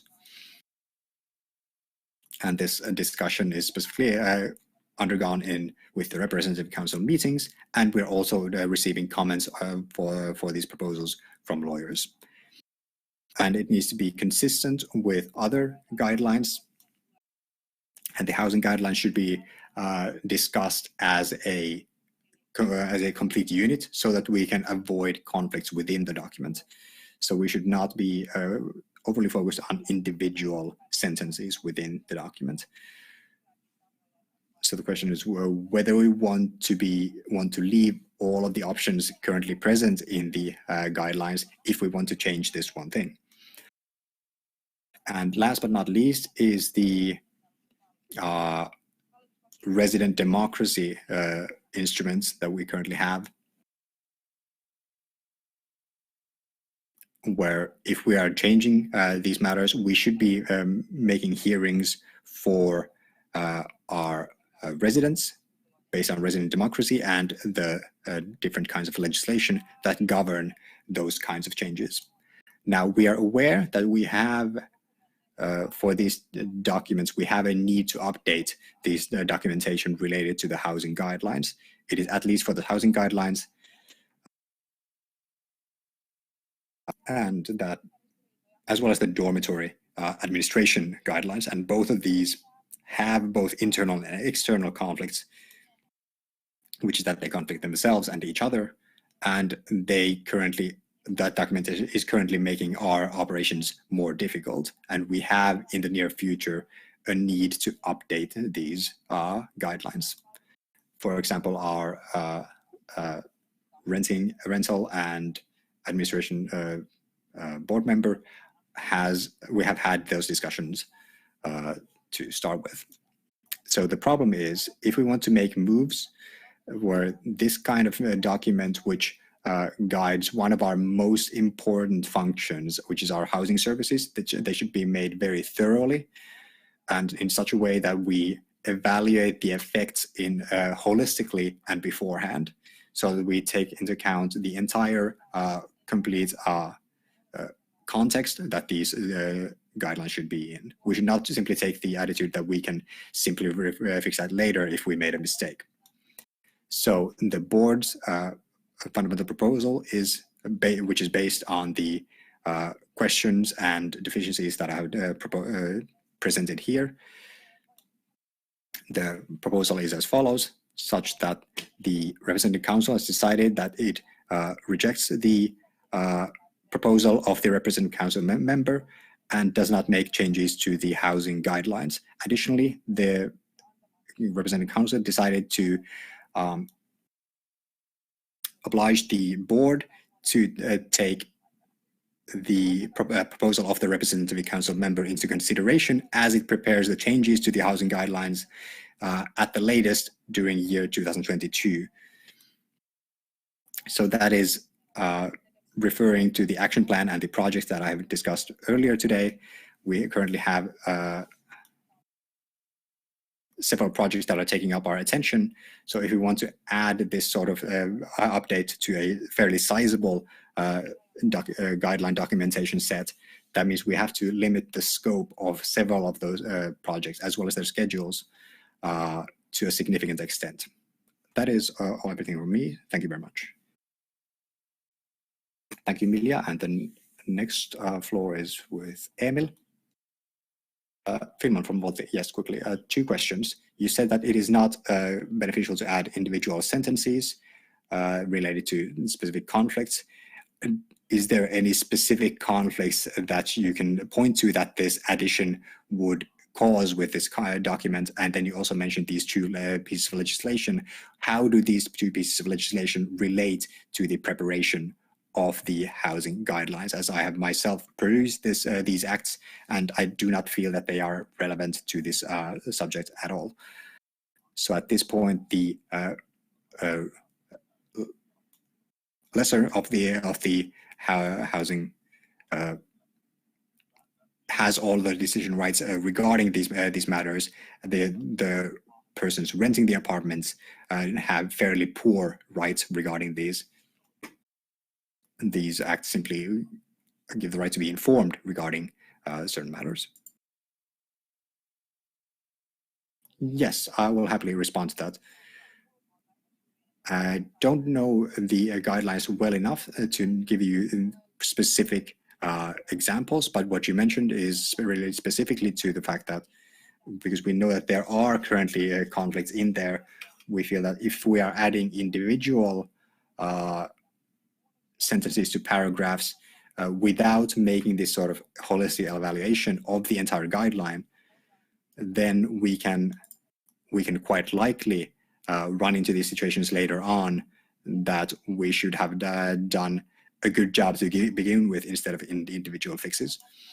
And for the second question you posed, the highlight from regarding the legislation was related to the instruments of resident democracy, and they were related to the point that if we make changes to the housing guidelines, then we should be taking these to the to the resident democratic points.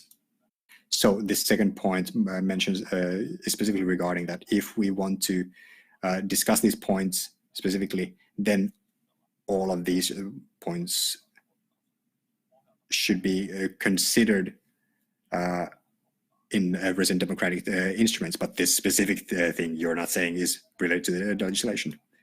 Yes, and we consider that it would be good preparation of these changes if we ran them through the resident democratic instruments. Thank you for the response. Next up, Segerkrantz. Thank you.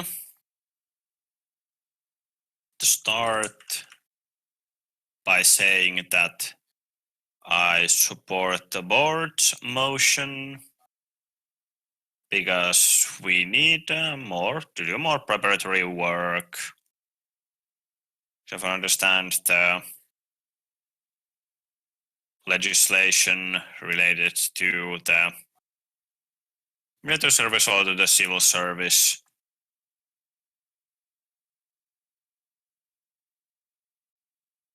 So if you go to the military and then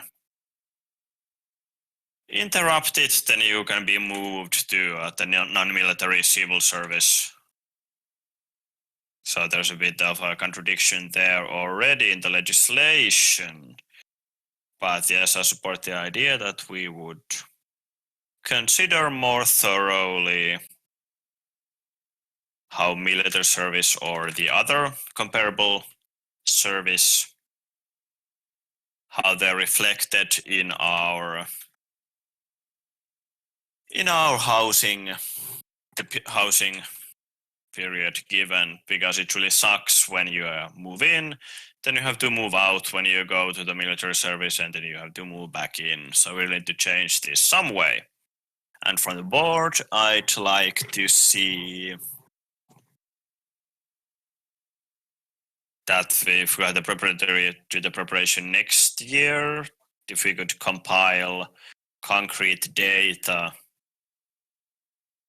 about how many do the military service during their studies, how many of use their this tenancy time during the military service, how many of them use the whole 5 years of tenancy and do the military service as well. So how big a problem this is, how many people does this actually affect? Fihlman, yes. Thank you of the comment previous speech. So yes, if you do voluntary service, swear the oath, then it becomes compulsory after swearing the oath. So then the person, all the other rules and obligations apply to them as a person who is doing a compulsory military service. So I don't see any kind of contradiction here myself. This is not a big one. Thank you. Any other requests for floor?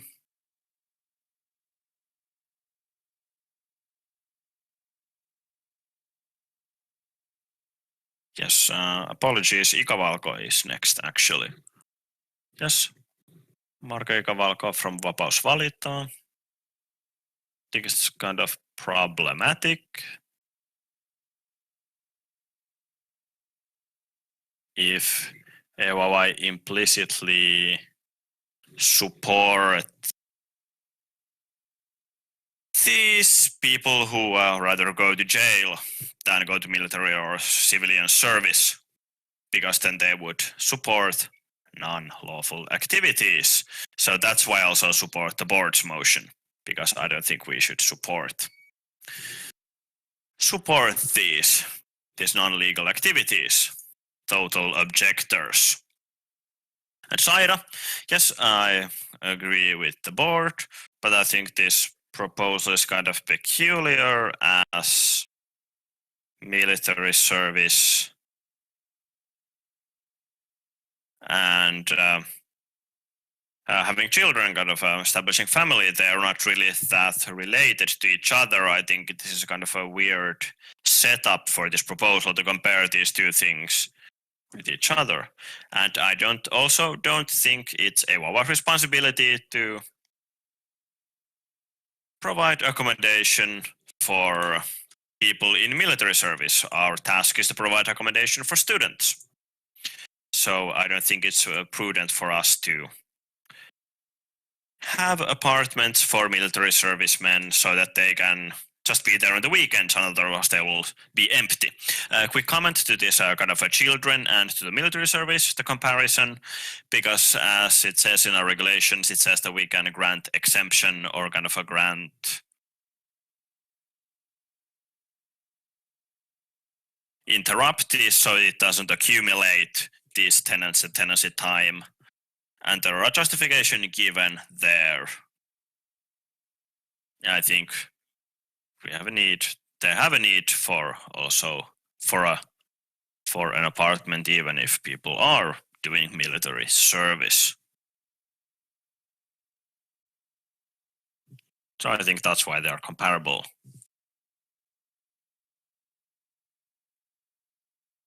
So this suspension, the right of residence, should be granted also to the people who are performing mandatory military service. I think it's very kind of essential to compare these two groups to each other, that compare their situation, that they would be similar. They are just two groups, both who would need to be granted the suspension to the right of residence. Thank you. Any other request for floor? Apparently no. So closing discussion. And now I propose that we'll have a roll call before the vote, because we also had a break and it's been more than 2 hours since we started the meeting. So yes, let's do a roll call to make sure how many voters we have. And we'll vote using the raise hands function. Elina, are you ready to perform the roll call? Yes, great. Please start.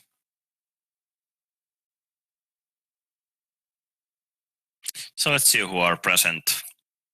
Sira.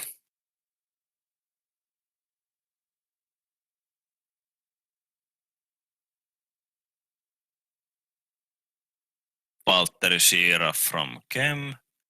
Yes, if you're here, just unmute yourselves and answer.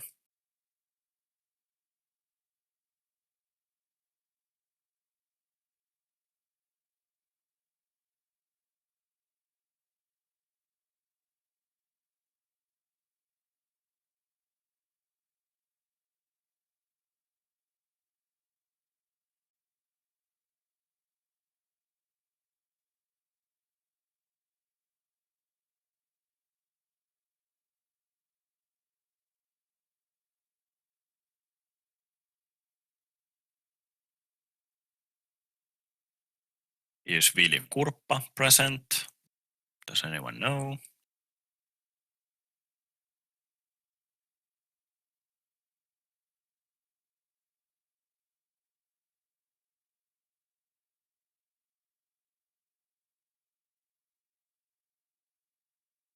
Doesn't seem to be present.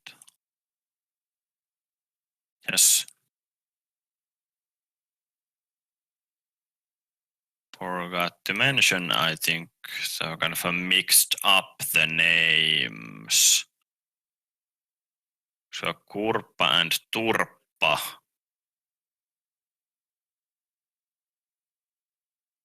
And Kurppa is not present and hasn't. Yes, it may mean that Kurppa has never been here. In actuality. Apologize, I was supposed to say, but I think that Topias Turppa said that he's present when Kurppa was said. Yes, can Skisma say that? Has Vili Kurppa been here at any point? Yes. No, Vili Kurppa said that, was I supposed to be here? And a smiley face. So yes, he hasn't been here. There was a mix-up. But luckily there was no kind of no harm done really, because we haven't had any votes yet. But yes, Vili Kurppa is not here and hasn't been here. So let's moving on.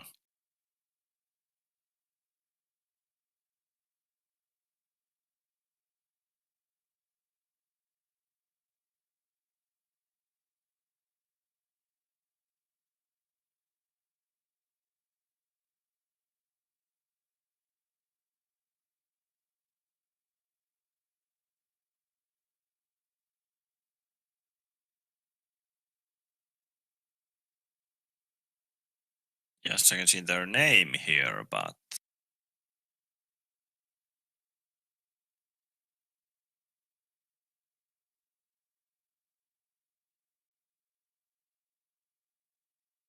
Ronja is in the participants list. But, well, yes, let's get back to it. Let's move on for now.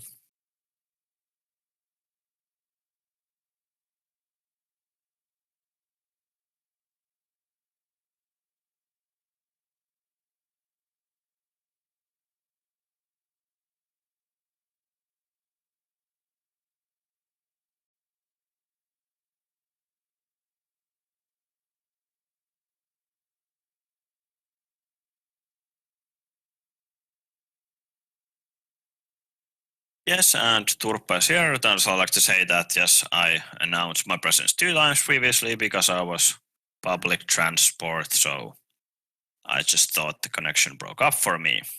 But yes, Turpa is here.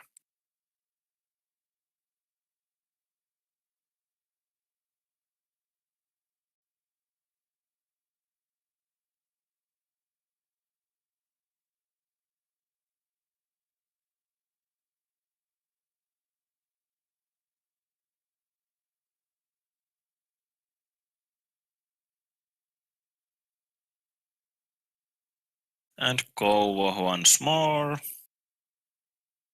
Is Ronja here? Well, no reaction in our Telegram group either, so I think she's not here.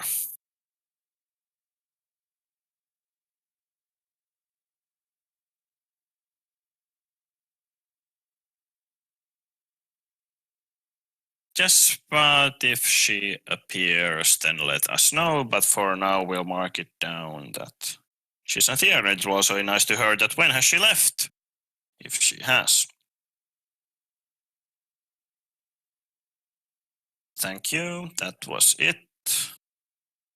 So we have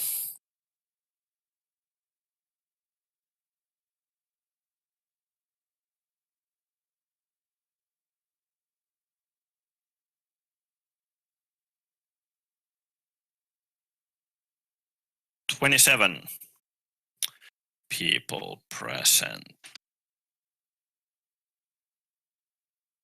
Yeah, it's very close. That we almost have quorum. We need 25. So please, everyone, stay here until the end of the meeting so that we won't lose quorum. But yes, as Elina posts the voting options here on the board, go through the voting procedure. Sorry for the mix-up. But yes, now you can use the raise hand button to vote. As you can see, we have 2 proposals. First, we have the board's proposal, which is yes. And then we have Fihlman's proposal, which is no.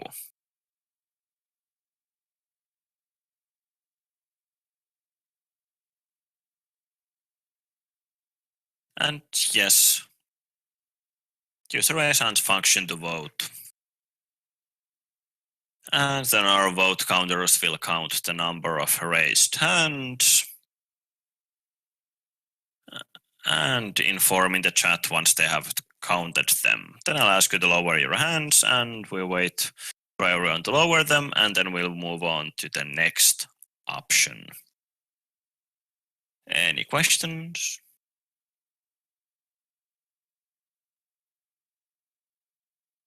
Emily?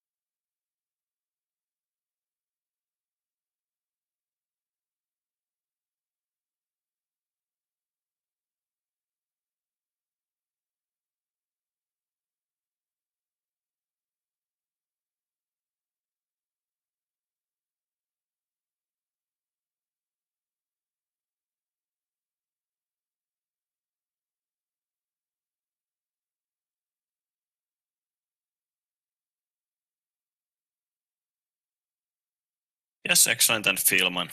Yes, just about the English version. It's also missing this part that this change will come into effect at the turn of the year. And I think the last sentence has maybe also changed a bit and it hasn't been updated.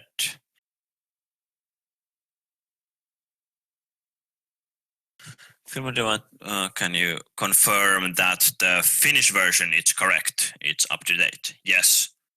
Excellent. We just have a missing in the. We just have to update the English version a bit. Yes, the discussion has been closed. So Marko, if you have a procedural speech, you can have it. But we already closed the discussion. Yes, procedural speech. Yes, Marko.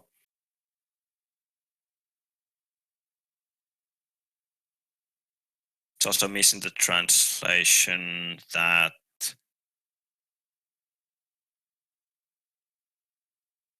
oblige a student union to prepare any other related amendments. It's missing the part that to put them into effect. Yes. Yes.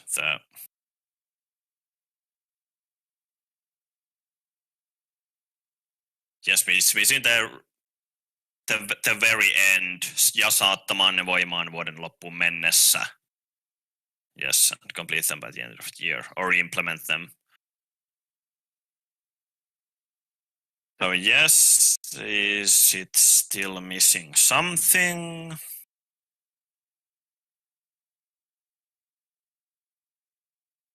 Yes, and implement them.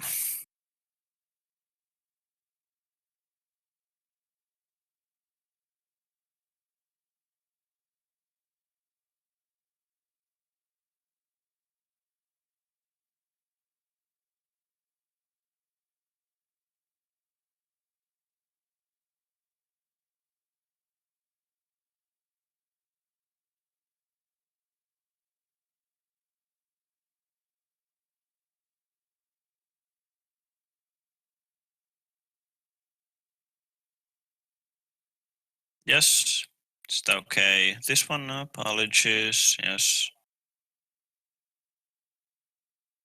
Yes, I think it's good to implement them.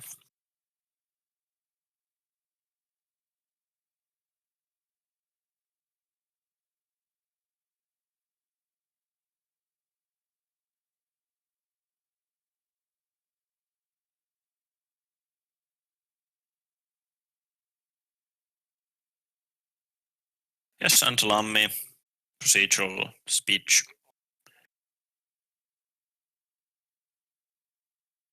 Yes, well, I went through our regulations and we have boss proposal and counter proposal by Fihlman, but has this counter proposal been backed by anyone? Because if there is no one who is backed, then we wouldn't even need to vote. So the question is, does the proposal have a backer? Yes, originally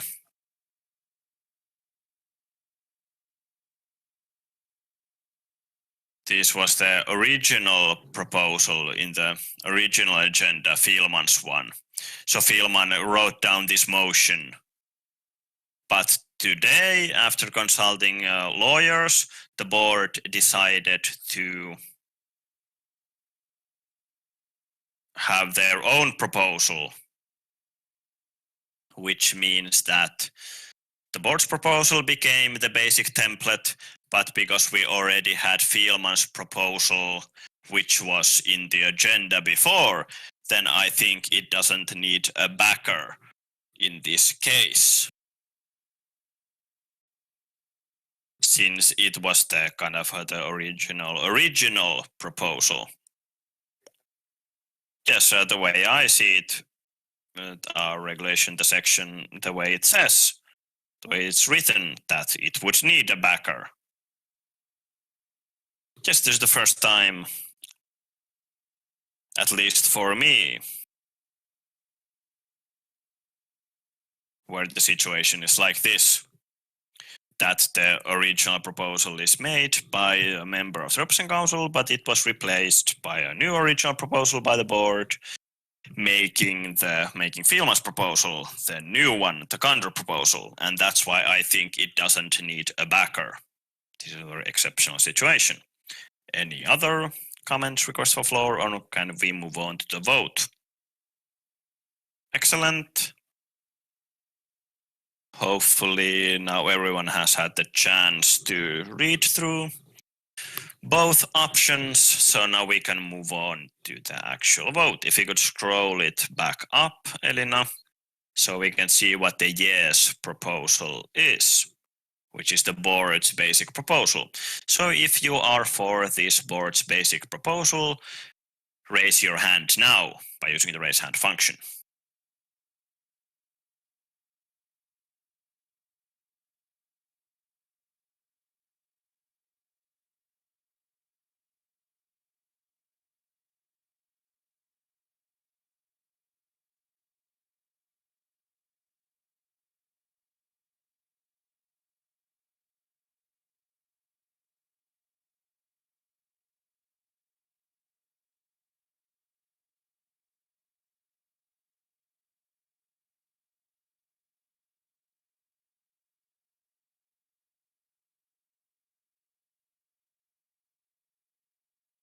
Yes, the votes have been counted. Excellent.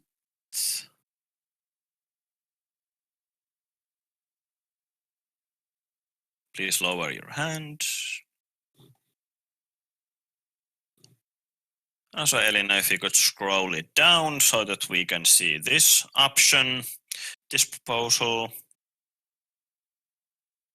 I'm still seeing 3 raised hands from the previous vote. Please lower them. Yes, now all hands are lowered. So we can move on to the next vote. So if you want to vote for Fihlman's proposal, raise your hand now.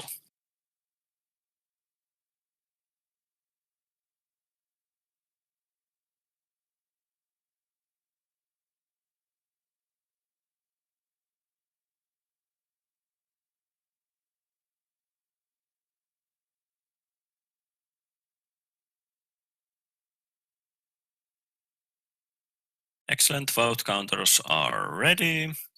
Please lower your hands, and then the empty votes. If you want to vote empty, raise your hand now.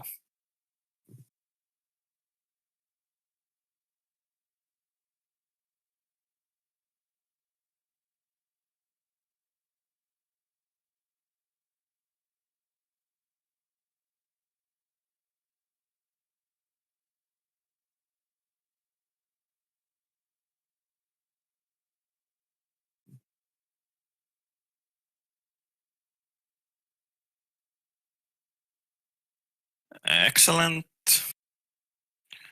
Now we can conclude the vote. So please, vote counters, if you could announce the results. Yle Poikalus first. Thank you. 27 members of Representative Council present, 26 yes votes, 1 no vote, 0 empty votes. Thank you. And Segerkrantz. Yes, the same result. 26 yes, 1 no, 0 empty.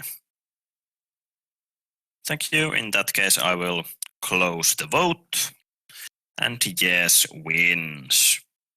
So the proposal is, if you could scroll it back up, Elina. So yes, the motion is that the Representative Council decided to reject the proposal made by the member of the Representative Council and not to make changes in the housing regulations. In addition, the Representative Council decided to oblige the board to take the proposal made by the member into account as the board prepares updates to housing regulations and to give a verdict on the points raised in this discussion during the process of updating the housing regulations no later than 2022. This has been decided. And yes, procedural speech, Fihlman. Thank you. Could to vote by hands to support the board's work in this issue, since they have been obliged to work on this. So if we could kind of a canvas, what the Representative Council thinks that should we also include those doing voluntary service and those being who are consensus objectors. If we got these two quick votes, just so that the board sees what the Representative Council's opinion is.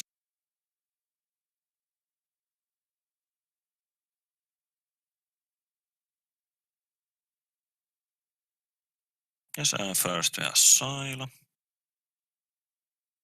who have made the decision, so I hope that if we could come back to this via email, for example.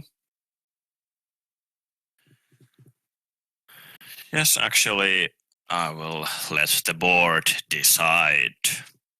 If Milja, you could answer whether you want to have a preliminary vote now or later. So, Emil, you think that this should kind of show what the Representative Council's opinion is? Yes, so that we would just see what the Representative Council thinks about. We don't have to kind of count the votes, we can just see that. Does the Representative Council want to also include the conscious objectors and voluntary military service? Well, I'm not against the preliminary vote. Just remember that it's very preliminary. It's not binding in any way. Also keep in mind that, for example, we don't even have Samuli, who is the responsible in the board about these issues, or the expert responsible for housing issues. So, of course, we can have this vote, but just keep in mind that it doesn't oblige the board to do anything. There's no obligations. It's just that we could see what the Representative Council's general opinion is. Yes. Then it's fine by us. Jonas, it's your call.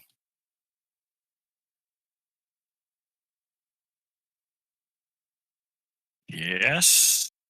Maybe ask the Representative Council, are they ready to take a stand, state their opinion?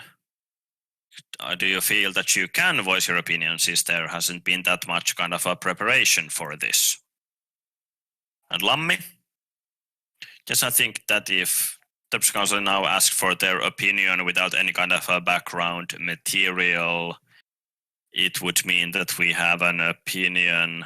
If the opinion is kind of used in the preparatory work by the board, I find it kind of problematic, because we don't know how this vote will affect the board's work. So I think it would kind of give an incorrect view of the situation. Yes, I agree with Lammi. We could also have a vote on much bigger issues than these two. I don't think we should vote on these issues that were proposed because we don't really have any material about them. But if we want to have a vote, maybe we could have a vote. Does the Representative Council want to handle the matter at all in 2022? But we actually decided already. So, well, yes, based on this, I think we should not have a vote at this point, but rather Vehkamäki, who is responsible for housing affairs in the board, could do some work on the matter and then ask the Representative Council's opinion, for example, via email or via the groups Statements. Yes, well, I can't really make a decision. It's up for the chair to decide. So, yes, I just want to make sure that this is not totally, that you don't object totally to this decision. But yes, the member of the board, Vehkamäki, can come back to it via email, for example. But yes, now we can close item 14. And before moving to item 15, we will have one more 10-minute break. So, break starts at 8:12 p.m. Take a bit of a walk around and have a glass of water. We'll see you in 10 minutes.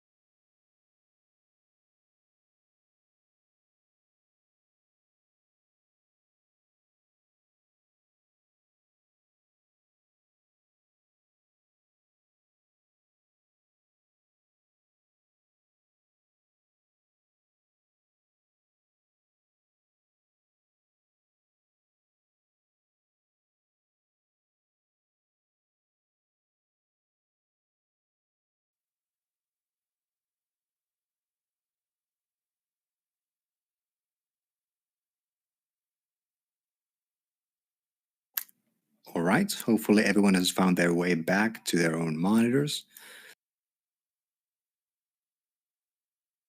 And I believe we have Elina back here as well, ready to continue. Yes, fantastic. In that case, we will go return from the meeting break at 20:23 and move on to item 15 of the agenda, assignment and divestment of properties. And as I mentioned at the beginning, on the board's request, I would request that this item on the agenda would be discussed in a closed session so that AYY's position with potential competitors and other lessors is not endangered. Do we have any objections to this?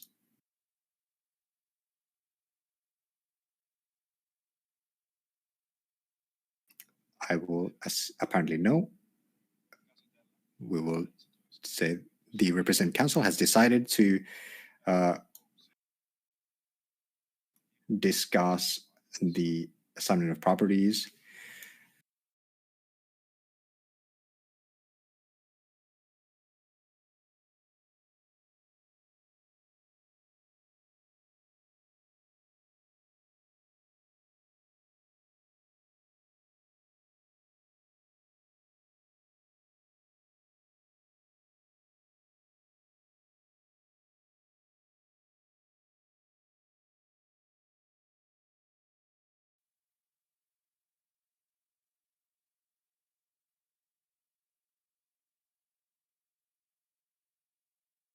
Opening discussion. Do we have any other business?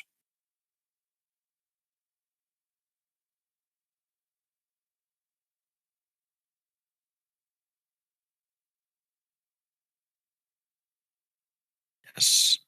Someone.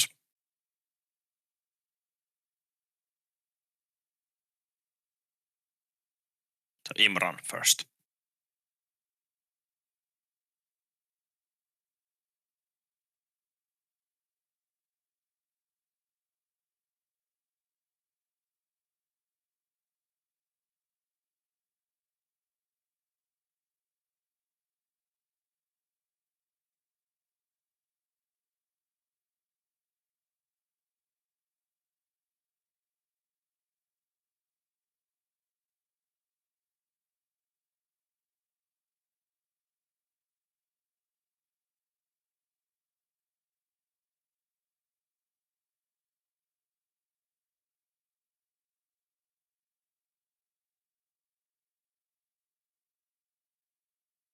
Thank you for this notion.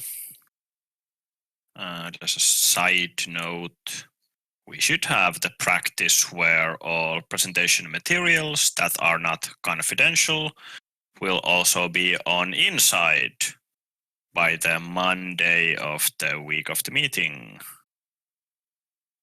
At least the Finnish ones.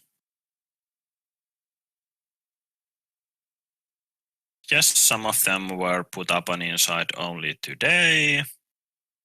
And unfortunately, because we had this confidential presentation, that's why that wasn't on Inside. And I apologize for not sending it to the mailing list. And the challenge of using the Repco mailing list is because we have 400 persons there. So we don't want to send especially these confidential materials there. Thank you. And next, Lammi.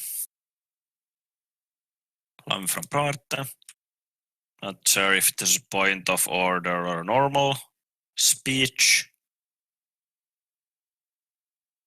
But we see if there are 14 people tabling the issue at this point in the evening, it may also be we should take into account that in which order we handle each issue and how much issues we have in each meeting.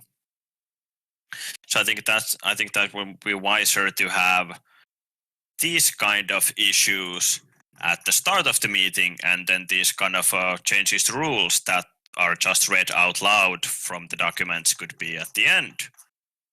And that way we could also have decisions and discussion for items and prevent them from being tabled. So it would have been better if this item would have been here at the beginning. Yes. To make these meetings more compact, that's why we have tried to keep them under 4 hours. But unfortunately, here we had 17 items on the agenda, so it's difficult to get them under 4 hours, 3 or 3.5.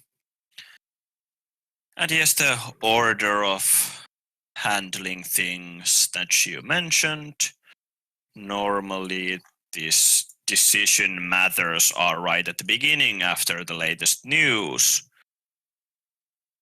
This is usually the procedure.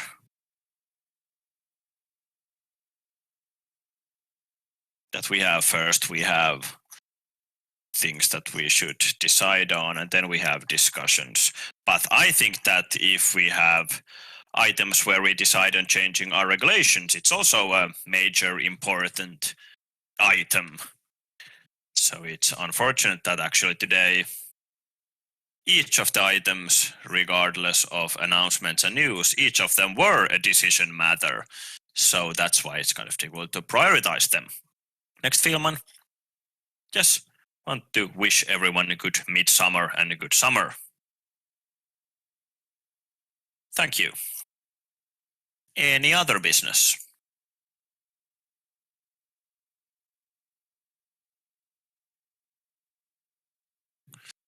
Apparently no. Closing discussion. Closing item 16. Moving to item 17. Closing the meeting. I'm closing the meeting at 9:52. Thank you, everyone. This was our Springs and Summers last meeting.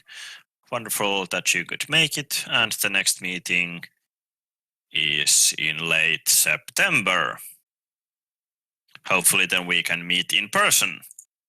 But more exact dates, we will of course inform you of them as soon as we confirm them. So very good summer to everyone. Bye. Yes, good summer. Thank you for the spring.